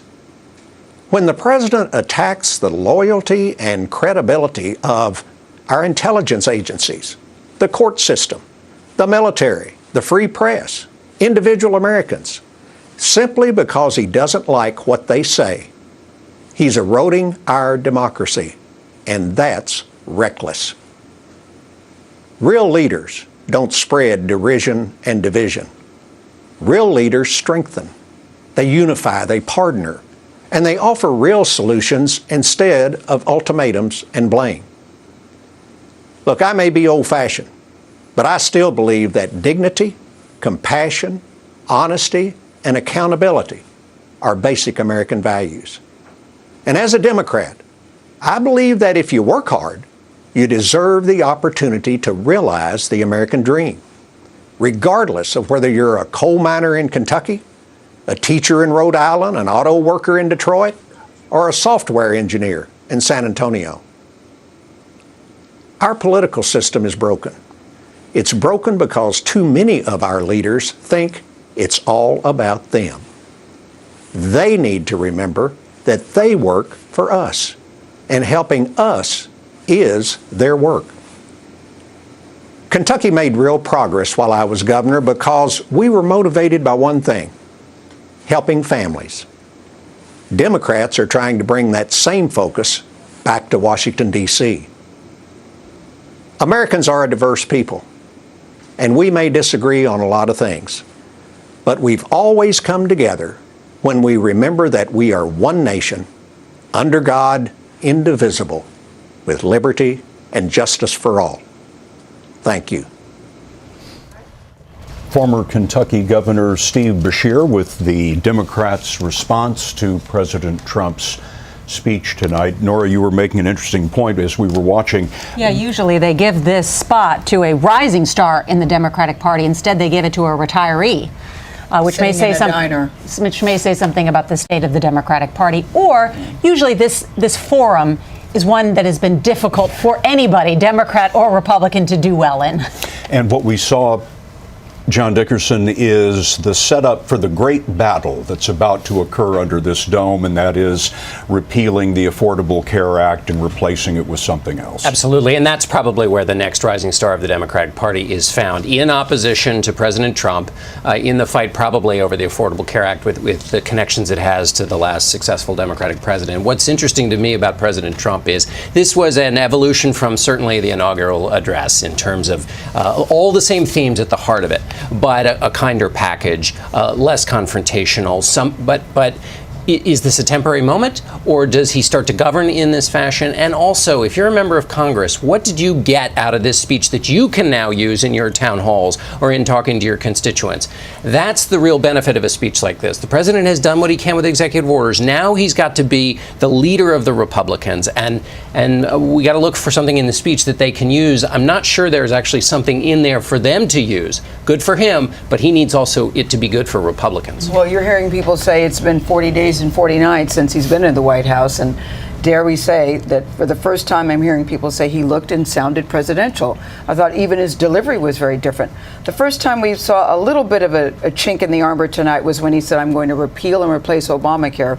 We saw the women, the Democratic women who were dressed in white, give the thumbs down. But for the most part, he seemed to have support, at least from his base, in that room this evening. Our chief congressional correspondent, Nancy Cordes, is on Capitol Hill as always. Nancy, the Democrats are united in saying they don't want to repeal Obamacare. They will work with Republicans to change it, but they must not repeal it. Where is that headed?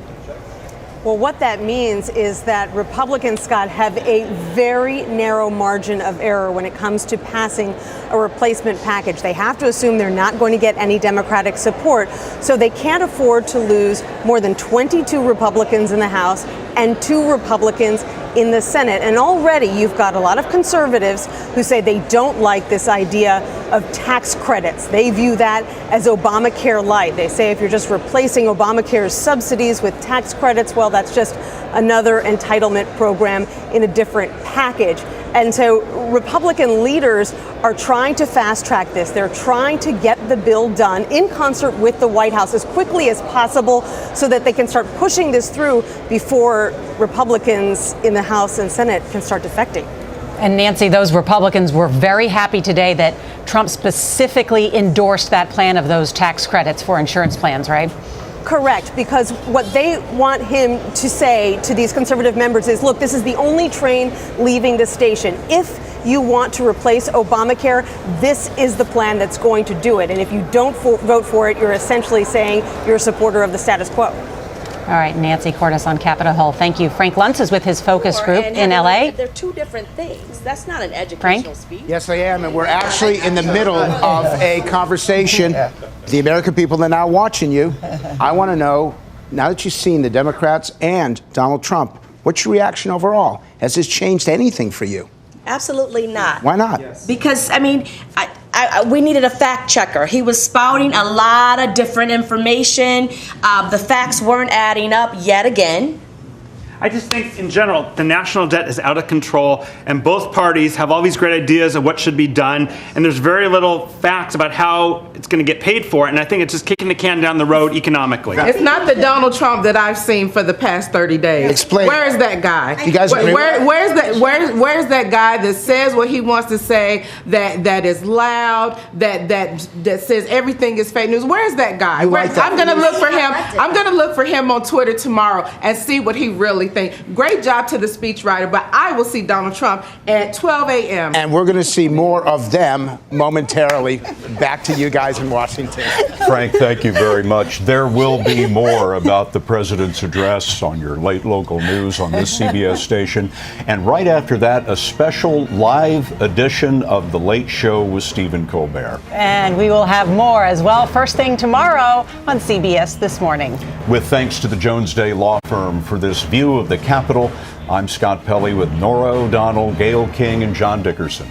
Our coverage of the president's address to Congress will continue in a moment on our streaming news service, CBSN. We'll see you there.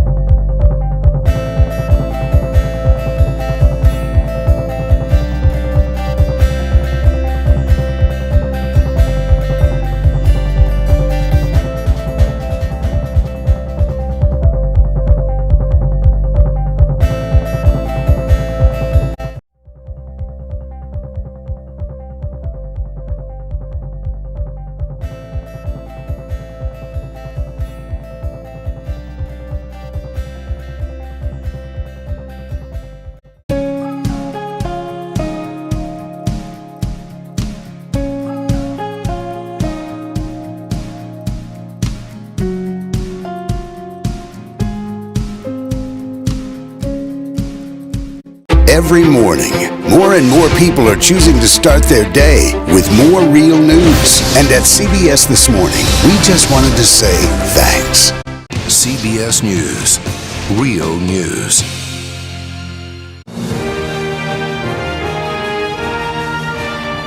Scott Pelley with Nora O'Donnell and John Dickerson as we continue our coverage of President Trump's first address to Congress right here on CBSN.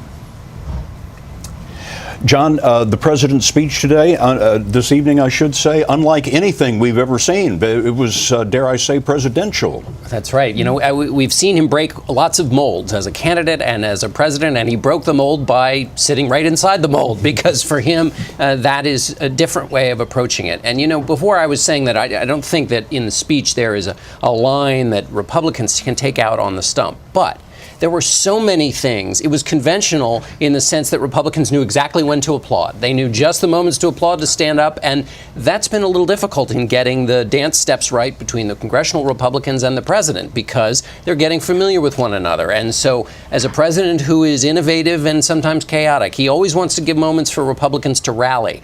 There were lots of them in this speech. And so, for Republican unity, which he'll need at the very least, the speech was good in that regard. This, Nora, of course, what did you see? well, of course, this was his first address to Congress, joint address to Congress. And so there was a lot about his legislative goals, but there was also a lot, I think, about his foreign policy. And to read into that, and Margaret Brennan is at the State Department. Margaret, what did you see? Well, Nora, there were a lot of absences here. We didn't hear anything about the 5,000 U.S. troops in Iraq, the 9,000 in Afghanistan, the few hundred that we have in Syria. This was largely substance-free on the foreign policy front, but he did speak in broad strokes about supporting defense spending. One thing that I would say, some key context around that very touching moment with the widow of fallen Navy SEAL Ryan Owens. We do know the Trump White House wants to expand U.S. involvement in Yemen. Owens died in a firefight with al-Qaeda in the Arabian Peninsula, and we know that the Trump administration really wants to expand that ground offensive against AQAP and push back against Iran. We didn't hear any of that context around the death, his own death. We heard the emotion of it, not the specifics of how that fits into the president's broader strategy here. I will say, I just got off the phone with some key foreign relations members who said to me there was no specific mention of Russia in that speech. Stood out to them. That mention of robust engagement. That's how President Trump described his approach to foreign policy. Yet that doesn't necessarily jive with what we heard the White House put forward in terms of a 30 to almost 40% cut in funding to the building I'm standing in, the State Department. The place where the diplomats carrying out that robust engagement work out of. So there are a lot of details that people want to follow up on, but for allies listening around the world, those key themes of standing by our allies in NATO, that theme was hit. I did hear some new language that I thought was really interesting, Nora, in terms of the president. Yes, he mentioned radical Islamic extremism, a line that really worked for him on the campaign trail, but there was also a nod perhaps to the influence of some other advisors like National Security Advisor H.R. McMaster, who pushed back against that. And you did hear President Trump refer twice to Muslim allies against terrorism, rather than in the context of being terrorists themselves, something that he has been accused of oversimplifying and that has really hurt some U.S. allies in that fight against ISIS. It's a really smart analysis, Margaret. And I mean, if there was anything close to a Trump doctrine in this speech, it was, my job is not to represent the world. My job is to represent the United States of America. I mean, that was clear in this regard. It was, though he was taking little baby steps to the idea that representing the United States sometimes means playing a role overseas. Mm-hmm. And certainly his comments about NATO were stronger than we've heard. There's been some nervousness about that. So he seems now to have kind of one foot in both camps, that it's America first, but sometimes America first means extending yourself a little bit overseas, and figuring out the extent of that extension will be, of course, the big question on Trump's foreign policy. And Frank Luntz is in Los Angeles with our focus group who watched the president's speech and the Democratic response, and it's a very lively group. I think I can hear them now. And here's Frank with more of their reaction. Frank? Thank you for giving me that extra 5 seconds to get the group under control. And I want to be clear, because accuracy matters, that, once again, raise your hands if you thought that speech was better than you expected. I want to get a wide shot of this group. Trump's speech. Virtually everyone in this room said it was better. Inspiring. But now, which speech was better? His State of the Union speech that he just gave, or his inauguration speech? This one. You all think this one? So here's my question. Is this the real Donald Trump? Yes or no? Yes. I think it's a lot closer to him, because he's learning what it is to be a politician. He's learning how to work with both sides. Being a politician is a good thing? You have to learn the machinations of how the whole thing works in order to be effective. He was humbled instead of arrogant and narcissistic. Let's see the next time somebody says something bad about him or says something that he doesn't like. Let's see how he reacts. And again, this is not on-the-job training. I cannot go into a job knowing absolutely zero and be in the position. This is not on-the-job training. That's what we have. But what we have was someone who's never held elective office. So I expected this over the last 30 days. And I don't think this is the real Donald Trump, but I do think this is the President Trump. This cannot possibly reflect personal development by Donald Trump, since just today he was saying outlandish things about the raid in Yemen where that SEAL was killed. Yes. Right. So what happened? Wait a minute. He was a president. It's not outlandish. He was inclusive. He offered a lower leave to the opposition, and yet they come at him and bite. Why? Why don't you come and join us and work with us? Do you have to be so That is no way the real Donald Trump. No way. Real Donald Trump will surface in probably less than 2 hours. And quite frankly, it wasn't an olive leaf he was extending. He wasn't saying, I am willing to work with Democrats. He was saying, Democrats need to work with me, which is a very different thing to say. And quite true, the Congressional Black Caucus did where he said, I won. Exactly. Hey, hang on. Exactly. The Congressional Black Caucus offered to meet with him. He offered to meet with the Congressional Black Caucus, and they rejected it. Oh, no, sir. No, sir. Yeah. They said after he said that, at his speech, they said, "Hello, Trump. We sent you a letter. Yes. We sent you a letter." So they sent a letter first. Yes. The Get the gentleman facts that he straight claimed before that he you was gonna tell be the meeting with from the untruths on Congressional national Black TV. Caucus. Okay, we're not all going to jump all over Mark at one time. Let's focus on tonight. I think this is the Donald Trump needs to be, and the next thing he needs to do is delete his Twitter feed. Absolutely. How many of you don't like what he does on Twitter? Raise your hands. How many of you voted for him and don't like what he does on Twitter? Do you even have Twitter if you voted for him? Do you have Twitter? Because that's where you're going to see your real president. If you don't have Twitter, you cannot defend Donald Trump. I want to see him just like what he did tonight was talk about a lot of policies. He seemed more presidential than we've seen him. Cynical or not, absolutely. I don't like how he talks on Twitter and attacks people. I want him to focus on running the country and policy. And we can disagree on policy, but I think this is a good start if he's consistent with this. I agree. He should be more inclusive with everybody and not to accuse everybody of something wrong, just to see the benefit for everybody. You're Latina, right? Yes. Did you vote for him? Yes.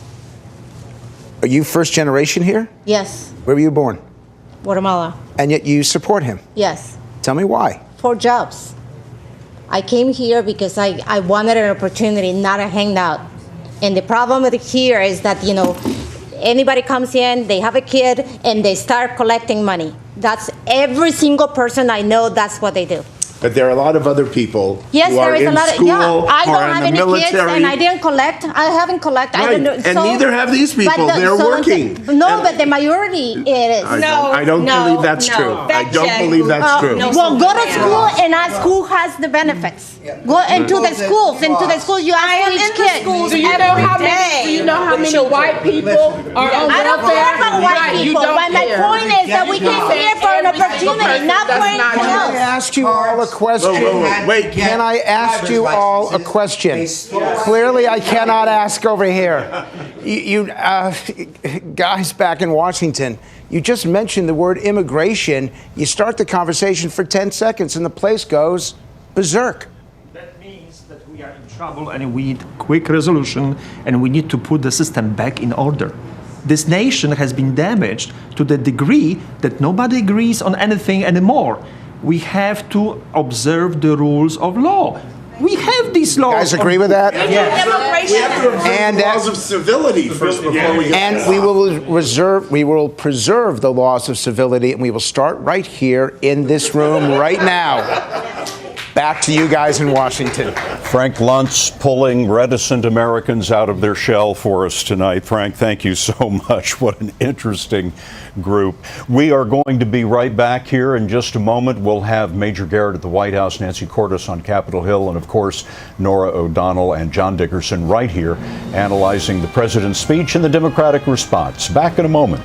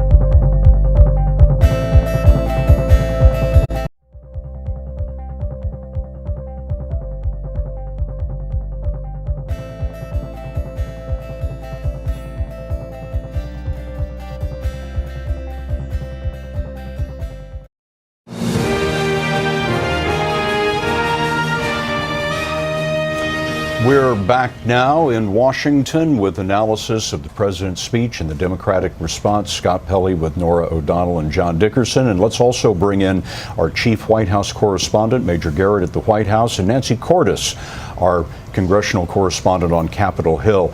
Major Nancy, to the president's credit, he gave a lot of detail on how Republicans plan to implement health care in America, but zero detail on what he called massive tax cuts for the middle class.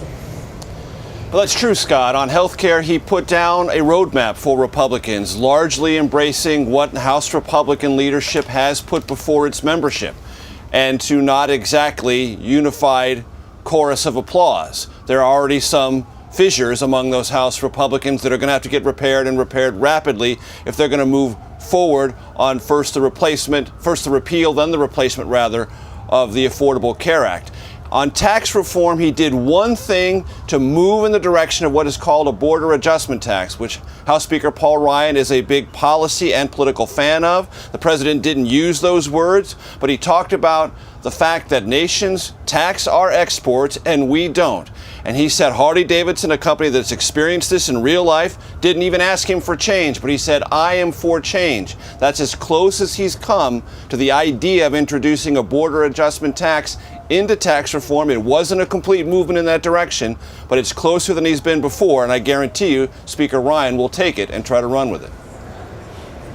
And Scott, there's a reason that the president needed to get specific about health care tonight. You know, Republican lawmakers had a pretty miserable week last week when they went home for recess. They got pummeled by voters who flocked to their town halls wanting to know what Republicans have in store if they repeal Obamacare. And all Republicans could really say was that it's going to be something great because they didn't have any specifics to share with a lot of Democratic protesters who were furious and who fear that Republicans will never be able to find consensus when it comes to replacing Obamacare. So in a sense, the president tonight was providing those Republicans with some cover and starting to make an argument to the American people about why they should trust him and the Republican Party to replace Obamacare, why what they're working on will be better for the American people than Obamacare has been. And that's an argument they need to start making quickly with details, because we're already starting to see that Obamacare is becoming more popular the more endangered it gets. Nancy, what's happening here in terms of creating the Republican health care plan? Is the White House coming up with a plan and the Senate's coming up with their plan and the House is coming up with theirs, or are they all working together at the same time? Republican leaders insist there is one plan that they and the White House are all working off of the same document. They say there's not going to be a situation where you've got lots of different competing GOP plans. There is one plan, and they argue it is based on principles that they have been sharing with their Republican rank and file and came up with the help of that rank and file over a year ago. So they're a little surprised that suddenly within the past week there's been all this conservative blowback. Their argument is, hey, you knew all along that we wanted to replace Obamacare subsidies, for example, with tax credits to help people buy insurance. The big challenge right now, Scott, for Republican leadership is they are trying to thread this incredibly narrow needle. They want to make sure that millions of people who are getting coverage right now, thanks to Obamacare, aren't left out in the cold, but they're also worried that their right flank is going to find the plan too expansive and say, this is Obamacare light, this is what we wanted to do away with in the first place. And that's the reason that you are starting to hear from people like the former House Speaker, a Republican, John Boehner, saying that at the end of the day, he doesn't think Republicans are going to be able to get there. And John, he's saying right now, and Democrats are predicting it too, that at the end of the day, Republicans won't end up repealing Obamacare, they'll just end up changing it. You know, Scott, mostly what the president did was he did lay out some principles, but a lot of them are very familiar. Flexibility for the states, being able to compete across state lines. That's nothing particularly new in this debate. And as the Affordable Care Act gets more popular, Republicans really need, for the great marketer of Donald Trump, to come up with one thing that tomorrow when people are talking about this speech, that they can say in, at work or to their friends, that is the kind of big single reason to make this big switch, which is a change. So in that sense, they still have a lot of work yet to do. And I would say one other thing. When we talk about unity and a chance to reach out, Donald Trump did mention bringing down the high cost of drugs. That was a chance where he could have said to Democrats, this is something you and I agree on, that we should use the power of the government to negotiate prices down. Bernie Sanders and the president are very close on this. He could have sort of gone on a little bit there as a way of reaching out to Democrats and say, you see, we do have a common, if for no other reason than rhetorically to do it. And he didn't do that. And it's just one of the differences between a speech that talks about unity and one that actually sort of embraces it in making a pitch to Democrats. The Republicans on Capitol Hill want a salesman, and they want Donald Trump to be that salesman. They realize he has a lot more political juice to sell this better than they can do that. And I think they got some of that tonight, the ones that I've seen notes from tonight, by laying out those particular items. So that's the next step forward, because that's going to be the debate over the next month. Norah O'Donnell, John Dickerson, thank you very much. There will be more on the president's address on your late local news on the CBS station, right here, also on CBSN. And it will be a big part of our broadcast tomorrow on CBS This Morning. For Norah O'Donnell, John Dickerson, Major Garrett, Nancy Cordes, I'm Scott Pelley in Washington. We'll see you tomorrow on the CBS Evening News. Good night.